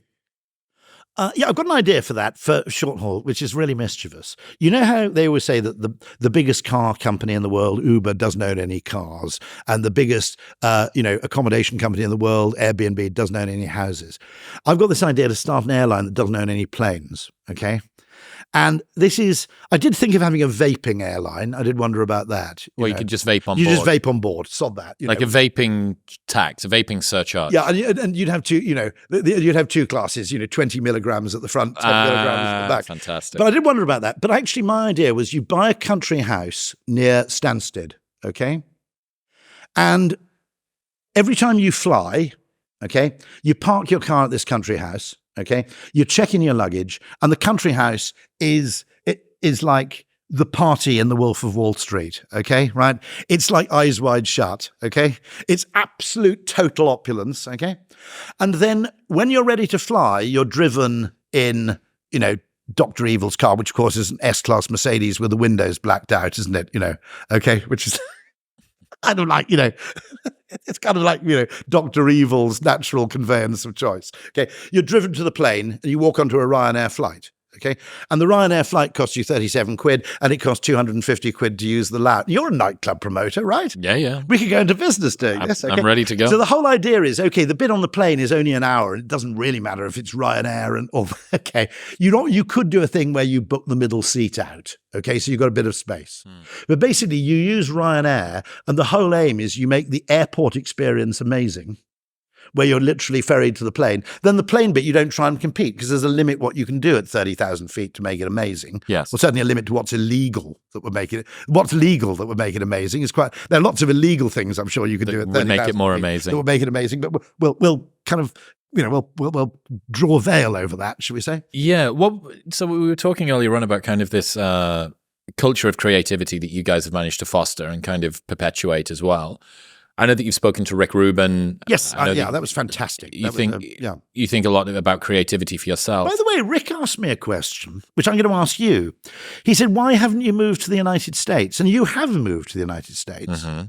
Now, you've moved to Austin, which I think is very clever. Yeah. Because I think Austin is actually an interesting game, which is Americans are choosing it because they want to live within a cool culture rather than the cash culture. Okay. In a sense, the status game in Austin is slightly different. You've read that Paul Graham essay, Each City Whispers Something Different to You. Lovely. Yeah. I haven't, but I will. Yeah. He's an interesting guy. You go to Miami whispers to you, you are as important as the watch on your wrist or the shoes that you wear or the car that you drive. Yeah. Right? LA whispers to you, you are as important as your role in the entertainment industry. The people that you know and the people who know you. In LA, there's a club which is only for people who don't work in the entertainment industry. Right. Because any other club they join, they're automatically at the bottom. You can own some business, literally $1 billion business, and you can own it. But in LA, if you go to the same club as the celebs, you're basically treated like filth. Second class. So they have a kind of separate club for people who aren't in the film industry. Fascinatingly, yeah. And LA, you're right. It whispers. London's very complicated because it's the bloody centre of everything, from government to advertising to business to. I can't remember what he says. London whispers to you. But yeah, so the Rick Now, Rubin Austin thing- also has the great advantage of being a democratic city in a Republican state. people say that blue dot, red ocean thing. I see no one that's liberal. Everybody that's there is in some degree based or conservative. Sorry, really? That's what I see, man. I mean, I assumed that, I assumed it was my idea of heaven, which is kind of, it's short range left wing and long range right wing, which that's is probably about so right. I can go out and I can buy really good coffee made by people with interesting body art, but then in the afternoon I can drive into the desert and fire machine guns at oil drums. Both of those things are actually true. Yeah, you can. That's Austin or in a drive nutshell. a tank. Okay? That is Austin in a nutshell. But definitely one of the things that's By the way, interesting. I absolutely adore Texas. So I've been So having, much fun. I've been having the odd dig at, I said I got nothing against the United States. My cousin Woodrow was president of the fucking place. But I have to say that Texas I find absolutely love. Now, I'm a Brit, I'm a white guy, etc. Actually, it seems to me, I've got a Texan colleague who always says all Texans get on pretty well because they're all Texans. Okay, they have an identity which transcends other things. Okay. Now, Austin, you say that actually you find oddly that you don't find that kind of blue dot. Well, I don't know, man. It's just, I don't know how much of it's a I love my selection. visit there, but I love Houston. I love Dallas. I don't know how much of it's a selection effect because the people that I'm around are going to be people who have maybe achieved a degree of financial freedom that's caused them to lean more right or whatever. But there's definitely and low taxes. Correct. There's definitely a freedom to and a freedom from culture. So there is a freedom to do the things that I want, and there is a freedom from any of the fucking interventions of the people from Washington, et cetera, et cetera. But going back to the creativity thing, for the people who want to try and get they want to artificially inseminate their creativity muscle. Yes. What are some of the things that you advise the guys that you work with and the companies you work with to do to engender a creative culture? Study biology, not just sort of physics and maths. In other words, study complex things. I have a kind of weird theory which might form a chapter in my next book, which is in a weird kind of way, cops are better scientists than scientists are. Okay? Now, let me explain, okay? So one of the things I recommend is read a lot of true life crime, okay? Study that kind of stuff. By the way, there's a fantastic Andrew Schultz routine on this, on his wife's propensity to watch films about serial killers. The female obsession with serial killers is never going to make sense to me. But do you have, because I have it as well. So it's great because my wife and I both, I think she likes it because there's a lot of psychology and I like it because someone gets killed. But no. Right. I'm only joking. Bond over your love of true crime. There is a really interesting thing about reading about true life crime, which is it's one case where you get an extraordinary amount of detailed study into the life. If you've read those, books about, say, Peter Sutcliffe and his family, you get an extraordinary amount of detail into a family which in many cases is completely ordinary, except for obviously the outlier that somebody kills somebody or a lot of people. So that, you do get that weird thing, which is a very deep study, not into a major historical figure, except in the worst possible sense. No, it is interesting. But what it is about detective work is you're kind of working. Okay, there's a Conan Doyle piece. So I actually, funny enough, one of the sources of my creativity was obsessively reading Sherlock Holmes short stories as a fairly young kid. Okay, my behavioral science thing was probably weirdly reading Aesop, who is really the first behavioral scientist, even though he lived in the 6th century BC. Jesus was also a pretty good behavioral scientist. If you look at it, the parable of the lost sheep is basically loss aversion. Okay. You have really interesting things like, the parable of the vineyard is, perceived equity. Actually there's a hell of a lot of behavioral science in Jesus. Seriously. So that's my third book. There's that book, Jane Austen was a game theorist. Okay. There's a fantastic book. My book's going to be, my third book going to be Jesus was a behavioral economist. Right. I wonder how that one's going to go down. Yeah. I don't know how that's going to go down, but actually, what Conan Doyle talks about through the mouthpiece of Sherlock Holmes is this business of reasoning backwards. And he said that everybody knows how to reason forwards. This has happened, so this is going to happen next. And it's the natural mode of thinking. Reasoning backwards is not actually that difficult to do, but most people don't do it. And that is, if you think about a detective, a work of detection, it's this thing has happened. Now we have to find out what were the pre-existing conditions that led to this outcome. And in advertising forward-thinking creativity, it's we want to get to this place. In the words of Roger L. Martin, a very brilliant business guru, what would have to be true for this to come about? And I think that's the question, by the way, a lot of political movements don't ask. They have a hypothesized ideal future, okay? And they don't subtly ask the question, okay, what needs to happen between now and, in other words, play the hand you're dealt. We happen to be here. We want to get there.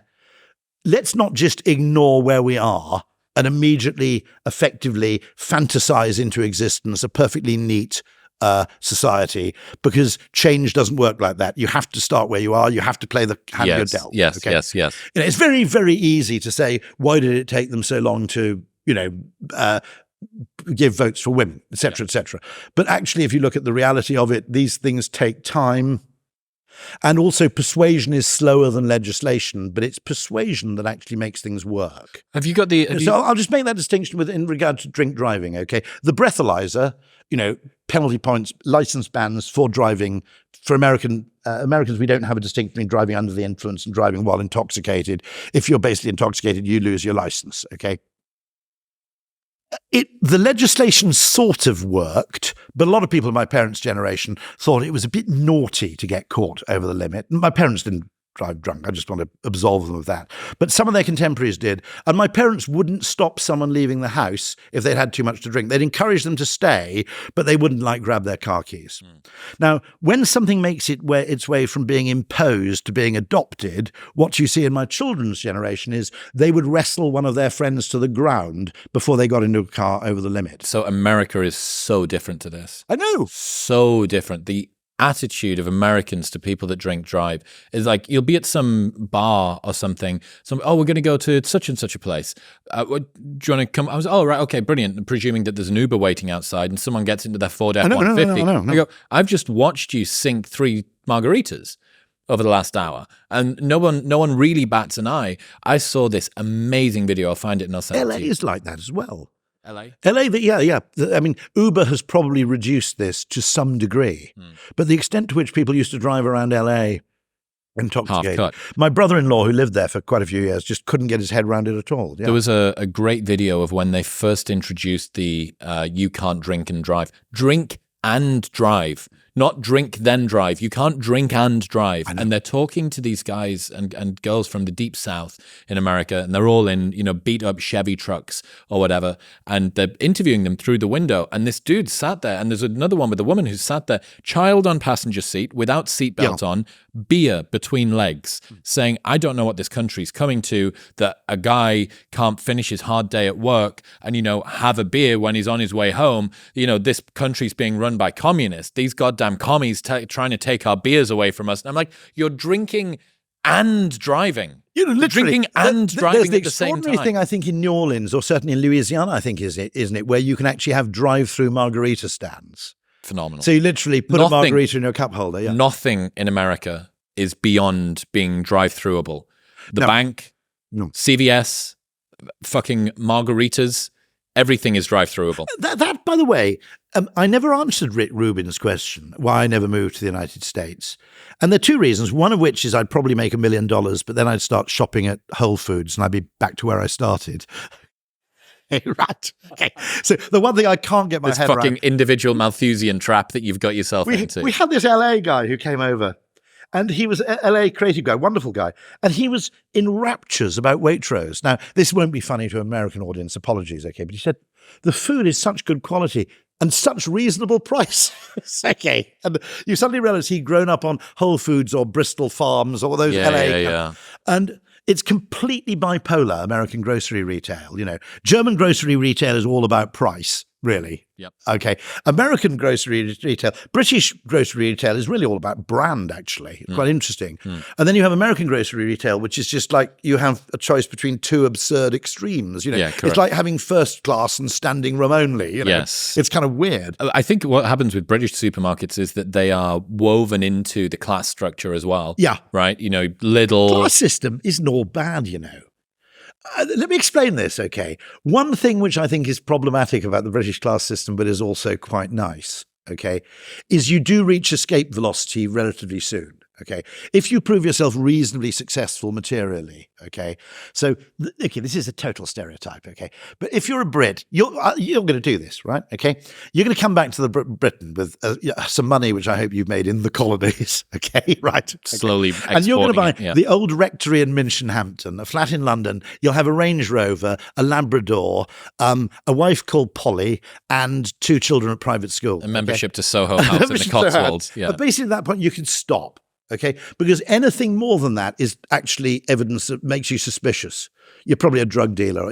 If you've got a private jet or something like that, people will go, he's probably up to no good. Yes. Okay, yes. He's probably a bit shady. It's not really respectable. Yeah. And so there is that kind of weird thing, probably, which is the royal family sumptuary laws, which is, because we had a royal family who actually, in many ways, their pleasures until recently were extraordinary, walking around muddy fields in Wellington. Okay. Yeah, there's a culture of sort of elite modesty in some ways in the UK. Look at a Land Rover Defender. Yeah. It's every single person. Well, I have a weird thought in the car market, which is once you produce the electric Land Rover Defender, there can be no more prestigious vehicle than that.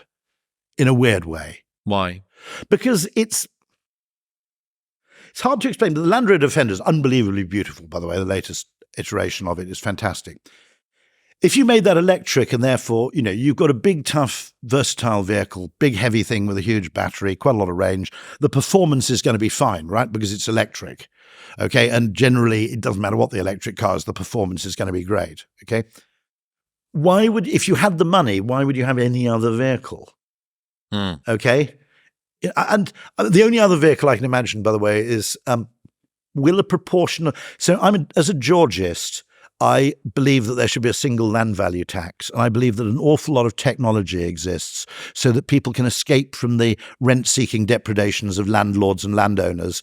And that's one of the great advantages of places like Texas, okay? You've got a superabundance. Because Austin, like, say, Vegas or like, say, Phoenix, okay, they were basically built after the car was invented. Okay, so living 8 miles from the center of Phoenix doesn't matter because you can just drive in. It's retrofitted to have the automobile. Well, in Phoenix, I love that. Do you ever go there? Phoenix, Scottsdale, Santa Fe is a fantastic. I'm going to Scottsdale in a couple of weeks' time for the first time. Go and stay at the Hotel Valley Ho. Okay. It's kind of hotel where the Rat Pack would have hung out. It's really, really cool and fun. Okay, but I absolutely love the place. Now, bear in mind, as a Brit. Okay, the 2 most pointless cities in the United States to visit are New York and San Francisco because they're a crap attempt to recreate a European city. Okay? Whereas Brits love places like Austin or Houston or LA or Chicago because they're really different. They allow you to have a completely different life to the life you'd have in London. And I'm going to make an accusation, okay? Deep down, everybody wants to live in suburbia, okay? But in Britain, living in suburbia isn't cool. But if you live in LA, you can go and buy effectively a suburban house, up in the kind of, just off, what's that place called? Wonderland, the valley thing that goes up towards the Mulholland Drive. Yeah. You can basically live in a glorious suburban house, and because it's LA, it's totally cool. Okay. So that's one of those little games. You see, if you move to Bexley Heath, your friends would start disowning you, right? But if you move to LA and buy a nice suburban house, totally different. Yeah. So I was thinking about the rebrand of it, speaking about that sort of West Coast phenomenon, this rebrand of Twitter to X. What's your assessment of... It's a very weird thing to do because I would wait until he creates the Everything app before you rebrand it. Yeah. That's what seems strange to me. Bundle Neuralink and SpaceX. Bundle payment vehicles. I mean, if he build, I'll forgive him everything if he builds in a content payment mechanism to Twitter. How do you mean?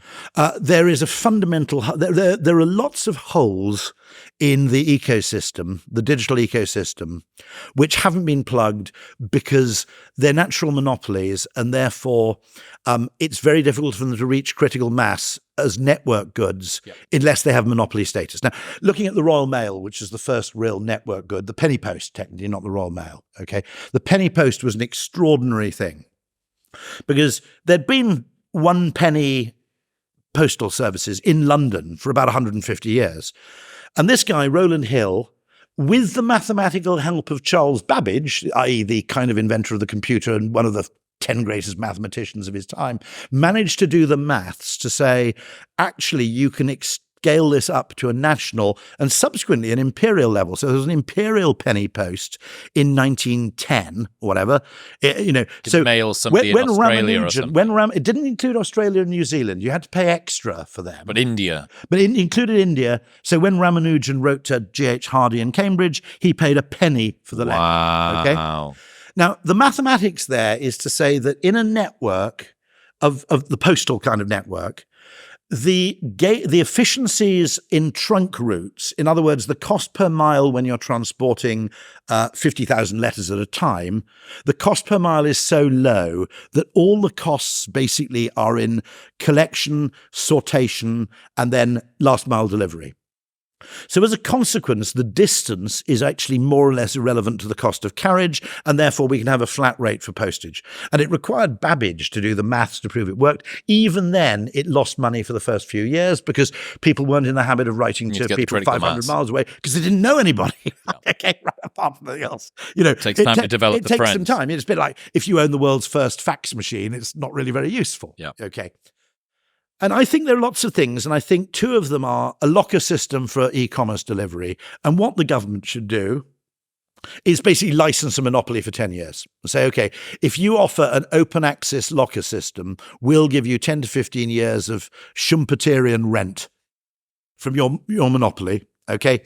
And by the way, it has to be open access so that local shops, I can ring up a local shop in Sevenoaks, okay, and say, can you drop off a copy of this book in my locker or in this locker, sometime this evening after you shut, right? Not just e-commerce, but actually all forms of local commerce and indeed peer-to-peer sending. If I want to send something to my dad, if there's a locker in his village, he's 93, I can basically pop it in my locker and it'll be sent to his. Because then you remove the last mile cost of delivery, which is causing environmental costs, it's causing transportation congestion, and it's not ultimately scalable because, as I spoke to someone at P&G about the delivery, the subscription model for things like razors, they own Gillette, right? And they said, the problem with this model is it works at a limited extent. But if we bought everything that way, our homes would turn into a delivery hub. Your house becomes the logistics hub, and every time you open the window, it's beep, beep, beep, beep. Okay, it just doesn't make sense. At ultimate scale, it doesn't make sense. What's this got to do with Twitter and X? Right. Okay. So there's a similar problem, which is with micropayments for... Now, I've got a friend called Dominic Young, who's in a company called Axate, which is also looking at this problem, which is most people don't want to subscribe to most content, okay? Pay to subscribe, okay? Now, there isn't a single case. There may be one case in like Finland, okay, but that's it. There's barely a single case in the world of a tabloid newspaper making a success of the subscription model. What Twitter could do is launch a micropayment system where I keep like 20 quid on my Twitter balance. And every time I want to read an article I do subscribe to the New York Times, but I don't subscribe to the Wall Street Journal, and I'd bugger it if I'm going to subscribe to the FT, right? Because the FT, there are lots of articles in the FT I'd pay £1 to read, but I'm not paying 35 quid a month or whatever. I mean, most people claim the FT, I guess, or at least it's tax deductible. Yeah. Okay, but also the FT, there's a psychological thing going on here, which is that there are certain things in the FT which I would love to read. There's some fantastic journalists there. What's this guy called? Garnish, something or other. Brilliant guy. Okay. But equally, if I pay 40 quid a month for the whole of the FT or whatever it costs, that's 500 quid a year, right? Okay. Well, I feel that, 70%, 80% of that money is going to produce articles on the prospects for central banking reform in Ecuador, which are of no interest to me at all, right? I'm not sure they're that much interest to FT readers, but nonetheless, okay, I don't want to pay for the stuff I don't want. And it's a psychological thing. Even if the net value to me of each of those articles added together might add up to £20, I'm not paying for the whole thing because I feel I'm paying for a lot of value that other people are getting, but I'm not. So if you centralize the payment ability through Twitter, you could then distribute this. I keep my Twitter balance at 20 quid or $20, and I go, well, that FT article looks a bit interesting. I'll pay 50 cents to read that. Yeah. Now, you can really monetize high quality, and the same goes for video content, by the way. The same could go to musical content, okay? Although Spotify's made that work fairly well. But I think for high-quality journalism in particular, but equally tabloid journalism, the people who buy the Sun buy it in the way you buy chocolate or crisps or a packet of cigarettes, right? Next it's an to the- impulse buy. yeah, it's next to the to counter. the till, Yeah. and you go, oh, I feel like a bit of a treat. I'll buy a copy of the super soaraway Sun, and it's XP, and then you take it with you. Those same people do not want to, just as there are people who will only have pay-as-you-go mobile phones, even if they would be better off on a contract. Yeah. Okay, I won't buy a train season ticket because my argument is there are 2 days of the week where I don't take the standard journey. Now, I might actually save money overall on the 3 journeys I do take, but it pisses me off that I'm getting proportionately worse value than the people who travel in 5 days a week, but I'm still paying the same. So that feeling of pissed offness prevents me from subscribing to a season ticket, and it prevents me from subscribing to a lot of publications where I would give them 10 quid a month if it was pay as you go. So would you, if you had been Elon? Also, by the way, if I subscribe to every publication that, I think I subscribe to the Atlantic, I think I subscribe to the New Yorker, but let's add, Wired, New York Magazine, let's add New Statesman. Harper's, the New States. Okay, I do subscribe to the I write for the Spectator, so that's obviously should have got a freebie. Exactly, and I subscribe to the Times and the Telegraph, I think. Okay, and then I read. You're probably accumulating what, at least a grand a year. Well, this is the point that I've basically reached peak subscription. Okay, Subscription saturation. So in other words, there is a limit to the number of direct debits people are prepared to have. Yeah, and therefore you cannot grow the market for paid high quality content or paid entertainment content. Tell you what's an interesting business that I found out about recently. I think it's called Rocket Reach, and this company, they go through. Maybe you link them to your bank or something. I don't really know how it works, but they go through and they look at all of the debits that you've got that are kind of lapsed or pointless or fucking something like that, and they get rid of them. Yeah. So if you'd been Elon, would you? By the way, I would also add legislation here, which is it is too difficult to cancel a recurring credit card payment. I was paying for Club Penguin for my kids, when I was picking them up pissed from All Bar One. At 1 o'clock in the morning. Okay. I was still paying for Club Bloody Penguin. Now, I mean, I probably had a little sneaky visit to no, I didn't. Don't worry. I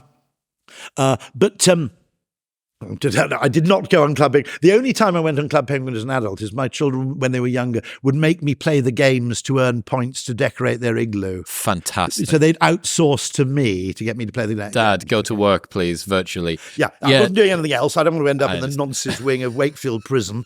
Okay, I wasn't going on for any other purpose. Okay, right. Fucking hell.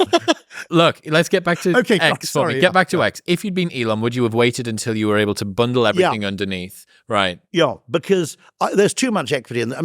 Everybody refers to it as Twitter brackets X. Yeah. There's a hell of a lot of equity in that. It made perfect sense as a name. You had a tweet. Tons of brand It's equity. a very, very bizarre decision of Elon's. I mean, he, undoubtedly, the most bizarre feature of Elon, okay, if I may say so, which is, if you take a comedic viewpoint, one of the great things you do, you take this sort of Darwin mentality where you look at little things and suddenly you discover these absurdities everywhere.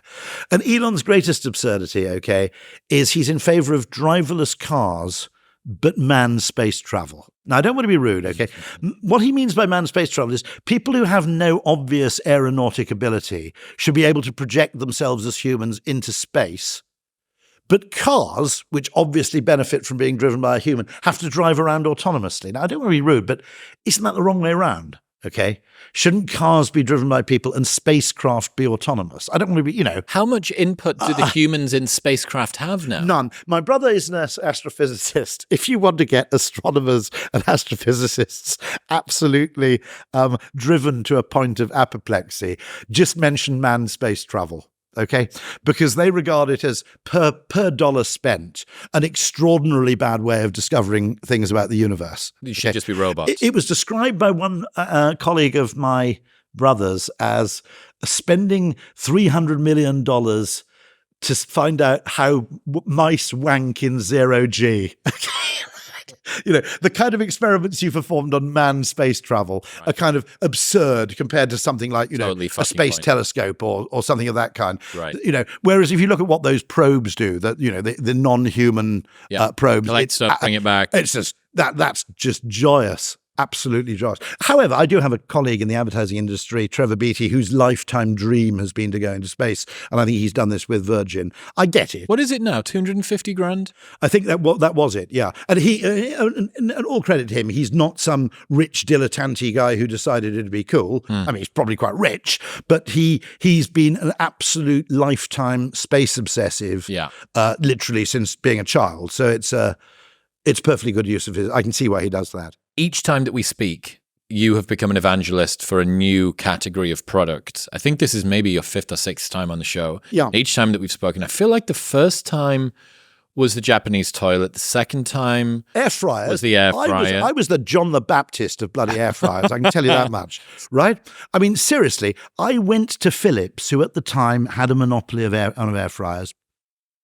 Now, this is a really interesting point for anybody who's got a business. The thing to look at a business is not just the rate of growth. Okay, you can have extraordinary rates of growth, which consist of lots of people trying something and deciding it's shit. I mean, if you compare that thing, what was that Facebook thing? Threads, right? Now, if you look at the actual data for the adoption of Threads, it was absolutely, exponential rates of insane adoption. If you go there, it's basically, it's a fucking wasteland. Absolute wasteland. Yeah. Okay. Now, the reason for that is they made it very, very easy to sign up. People had a look, didn't like it. You can't actually leave Threads, because if you want to leave Threads, you've got to delete your Instagram account, which understandably people don't want to do. So that's a kind of fur-line trap. Okay. Now, it looks impressive, means nothing. By contrast, there are things which grow very, very slowly at first. It's a sigmoid curve. The data you need to look at to give yourself reassurance, if that data is there, is the repeat purchase rate or the subsequent conversion to evangelism. Yes. Now, not many people had air fryers. Now, I had this the reason I went to Philips and they didn't listen, and I said, look, trust me, you're sitting on an effing goldmine here. If you just promote effectively, they were the only manufacturer of air fryers at the time, okay? If you promote your air fryer and you advertise it, you can create kind of move. Were they not promoting it at all? No, not at all. Didn't advertise it at all. I have no clue. I don't know it drove me nuts. Well, it's now Ninja, right? Ninja. No, Ninja wasn't there. Tefal wasn't there. No, but now if you look at it, Ninja has become the Tesla. They have. Of air so fryers. I've got a 450 XL. I've got a 450. Is that XL the double? Max. Is that a double? No, it's a single. It's a single, but it's single huge. but extra big, and it goes to 450. So here's my hack. I'm sure that you've done this already. Look at me teaching the Messiah how to use his own fucking air fryer. From frozen steak, salt the shit out of it, 12 minutes either side, slap it on a plate, done perfectly every time. Perfect every time. I asked, I needed to eat more red meat in my diet according to my dietitian. So I asked the only person I know who eats a very, very high volume of meat, Michaela Peterson, who only eats meat. Yeah, that's a bit weird, isn't it? I mean, I have to say, okay, my attitude to Jordan Peterson is a bit the same as my attitude to Frankie Boyle, which is in small doses I quite like him, but I think he's overcommitted to a particular dogma.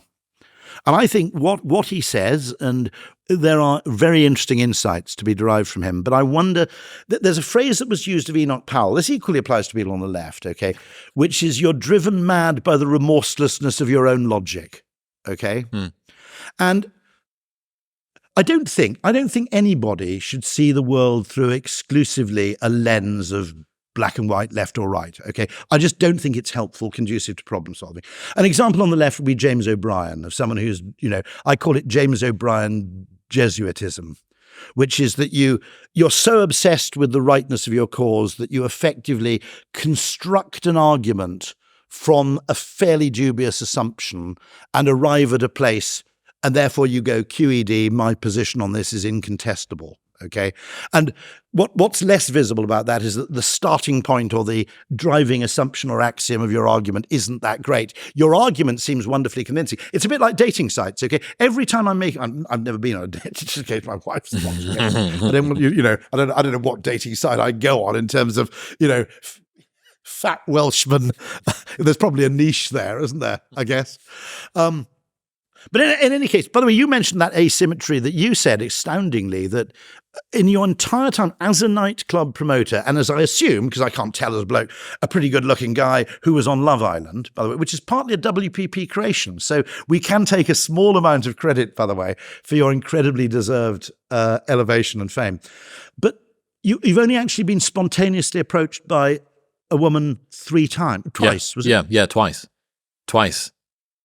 That overcoming of approach anxiety for women, guys talk about how hard it is to go up to women, and that's true. That is true. But for a girl to do it to a guy, they need to swallow something else, which is that if they are rejected, they've had to overcome a social convention that is very, very embarrassing to have done. To be rejected, it's the same reason, it's the reverse reason actually of why women are shamed for for not performing in bed in a different way to men are, but men get shamed for not always being hot to trot when the wife is. For some reason, if you as a guy, the guy is always supposed to be horny. That's the Jimmy Carr joke, isn't it? That men and women desire sex to the same extent. The difference is if a woman wants sex, it actually happens. Yes. I think that's a Jimmy Carr routine. Yeah, I don't disagree. Yeah. Go back to, let's round out this evangelist thing. So we had a Japanese toilet. We had the air fryer. I do take my Darwinism very literally, which is don't have a sense of proportion. Don't get worried about being distracted. Good. Okay, I imagine on the Beagle, the guy, the guy spent 10 years of his life fucking around with earthworms, for God's sake. Okay, right. Mustang Mach-E, which may become Mustang Mach-E GT. What was the other thing? There was something you got for your dad, a telephone with massive buttons. No, that was a very interesting thing, which was that the idea of designing for the disabled is actually a good business policy, even because you will actually find yourself with a target audience far larger than the one you originally anticipated. Anyone who's got shopping in their hands. It's rather like actually, gluten-free, okay? The number of people who are actually gluten intolerant to the extent of having celiac disease is pretty small. But there are a hell of a lot of people who are trying to avoid gluten who will also buy a gluten-free product. And in the same way, the example I always give is, disability legislation mandates wheelchair ramps. They're also handy if you've got wheelie luggage. Yep. They mandate door handles rather than doorknobs because people who have bad arthritis can't use a doorknob. But actually, if you're carrying 2 bags of tea, you can open a door handle with your elbow because when you're carrying 2 bags of tea, you've effectively lost the use of your hands. And, putting the shampoo bottle that opens at the top and the conditioner that opens at the bottom, you could argue that's just for people with severe visual impairment. But actually, no, because I'm in the shower. I've got severe visual impairment. Yes. Unless I've had your fancy laser eye surgery. In which I can see absolutely everything. So presumably you can see everything. What else? I can't see a fucking thing. What are you evangelizing about at the moment? That's very interesting. Actually, electric cars interest me a lot because, one of the things that interest me is that if you work in the advertising industry, it practices makes it very, very interesting is that as I said, its problem-solving methodology is slightly odd. It's not the standard scientific, we must have complete certainty, p-value less than 0.05 before we proceed. It's closer to detective work, which is you might act on a hunch because the hunch or the little bit of anecdotal information doesn't give you a decisive answer, but it tells you what to investigate more. Okay? It tells you where to direct your attention. Now, if I had time, I don't know how much time I've got, there are 2 extraordinary stories here about how the capture of Levi Belfield, effectively a ghastly serial killer, effectively happened because a former girlfriend of Belfield's wrote to the police, I think, or contacted them and said, I had this boyfriend once, and there was a copy of a magazine, and all the blonde women had their faces defaced with a biro. Okay? Now, there's no evidential value to that. You can't bang someone up for 20 years for defacing a copy of Vogue. Well, it probably wasn't Vogue. I'm not sure the Belfield household kind of stretched to Harper's and Queen or anything. But whatever magazine it was, right?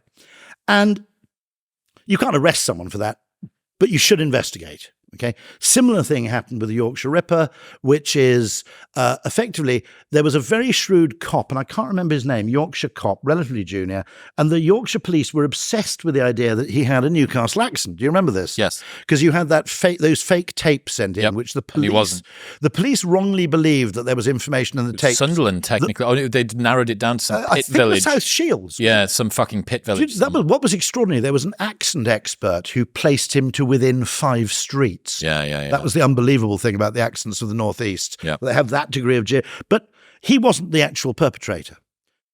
And one day this couple, they have to go and interview people who are suspects, largely because their car is regularly cited in the red light district of Leeds or Bradford, okay? Or else they have some other reason to raise suspicion, Okay. And they routinely have to go and interview these couples. And it's an awful thing to do because, first of all, you've got to get the wife out of the room so you can ask the husband why he's always in the red light district. Okay. So you have to go, oh, my throat's like sandpaper, make us a cup of tea, love. But they started, this couple of cops just started with this kind of break the ice riff, which was, right, madam, now's your chance to put your husband away for good. To get rid of your husband for good. And so they made light of the fact that they were making inquiries into the Yorkshire Ripper, but by starting with a joke, they kind of detoxified the whole exchange. Okay. They were saying, don't worry, he's not, you don't need to panic. It was a wonderful little joke. Now's your chance to get rid of your husband. Okay. And every single person they played that joke on, about 10% of them got angry and 90% of them laughed, as you might expect. Okay. Some people just don't have a sense of humor. Which is what's slightly weird about woke comedy, which is you allow comedians to be policed by people with absolutely no sense of humor whatsoever, which doesn't seem to make much sense. Yes. But they just don't have a sense of humor. When they interviewed Sutcliffe, that was the only occasion where they told that joke and they didn't either laugh or get angry. They just took it as a deadpan kind of statement of fact. Now, then they noticed, okay, he had a gap in his teeth. He was a lorry driver.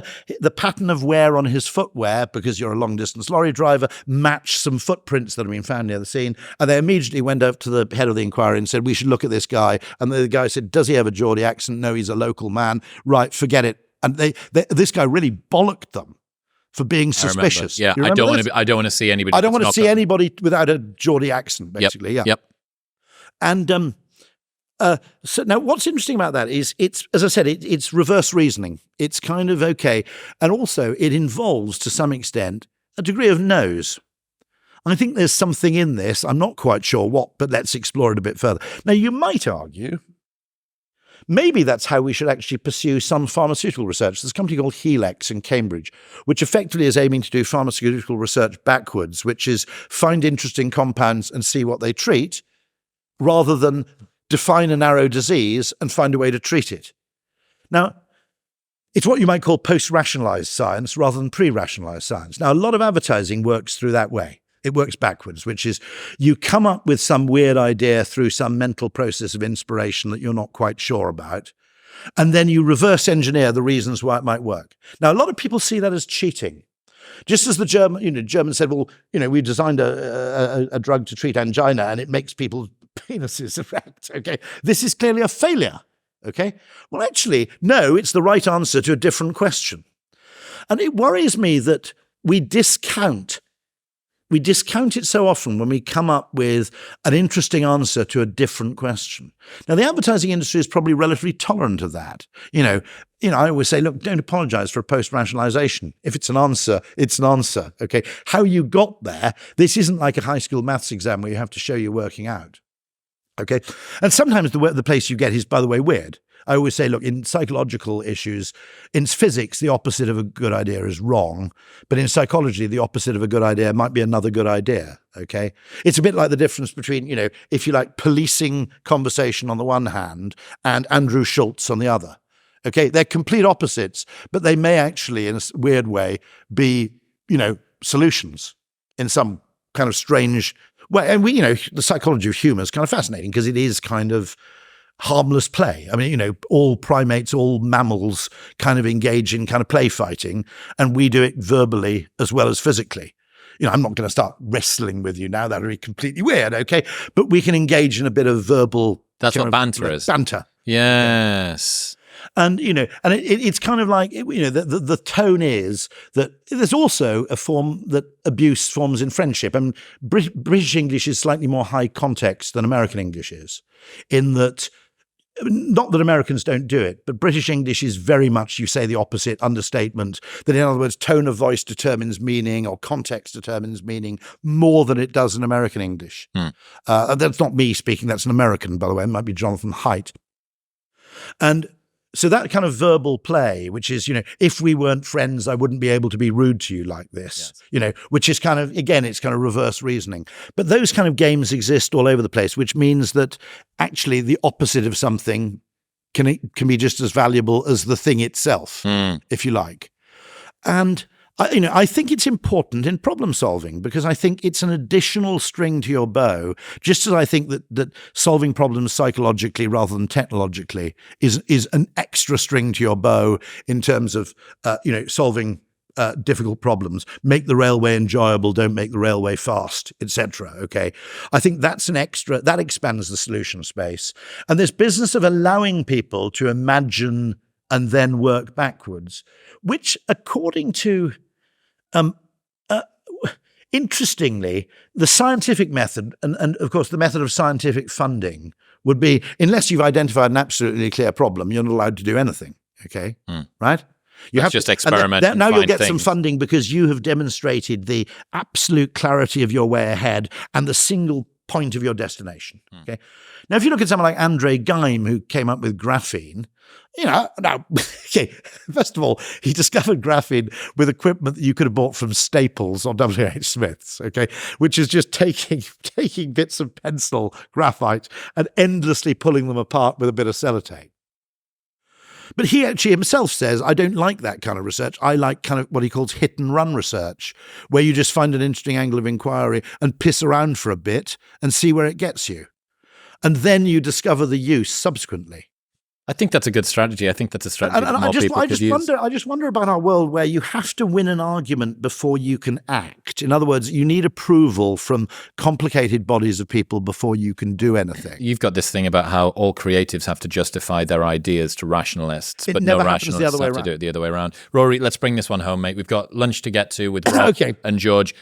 Every single time you come on, I absolutely love it. Thank you for joining me. What can people expect the next couple of months? Well, we'll catch up again. But can I also say, I mean, nothing gives me more pleasure than to see how this entire series is just flourishing and absolutely brilliant. I think it's... Thank you. And there's a great quote from Jimmy Carr on your interview where he says, YouTube became the biggest TV station in the world and nobody noticed. And I think, by the way, we'd be wrong if we didn't kind of end with a bit of a paean. There's a wonderful article in the FT saying that, YouTube is the jewel in the crown of the internet. One of the things I recommend to everybody, by the way, you said, what am I evangelizing for? I'll tell you, YouTube Premium. Oh. Okay, subscribe to YouTube Premium. And secondly, watch YouTube on your TV, right? Yep. I don't understand. Okay, my kids, right? They want to watch. For fuck's sake, right? Okay, everybody in your whole childhood was, how big is your telly? Yeah. Okay? There's, by the way, a lovely joke about that, which is... Okay, which is a wonderful thing, which is only of value to Brits, so I really apologise. So Kenneth Williams' mum was obviously pretty similar to Kenneth Williams because they were sitting backstage waiting for some filming to finish on a carry-on film.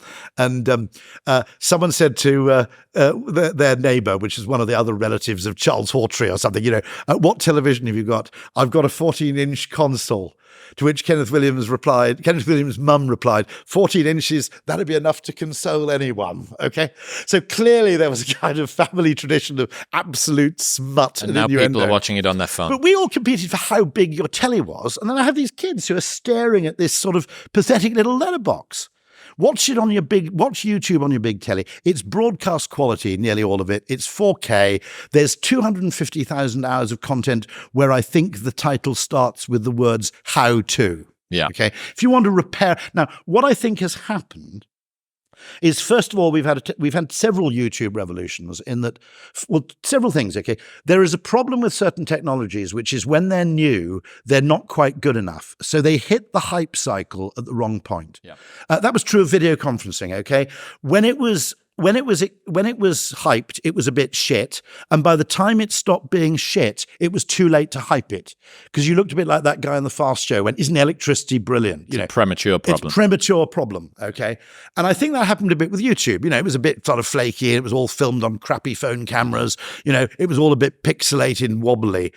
And now, actually, it is the only part of the internet which has no annoying. If you have the YouTube Premium, it has no annoying qualities to it at all. No, and the algorithm is shit hot. Well, if I keep on following you around the internet, I'll consider that a win. Yeah, Rory, I love you to bits. Thank you very much for joining me. Likewise, mutual. Thank you very much for tuning in. If you enjoyed that episode with Rory, you will love my full-length conversation with Douglas Murray that you can watch right here. Go on, give it a tap.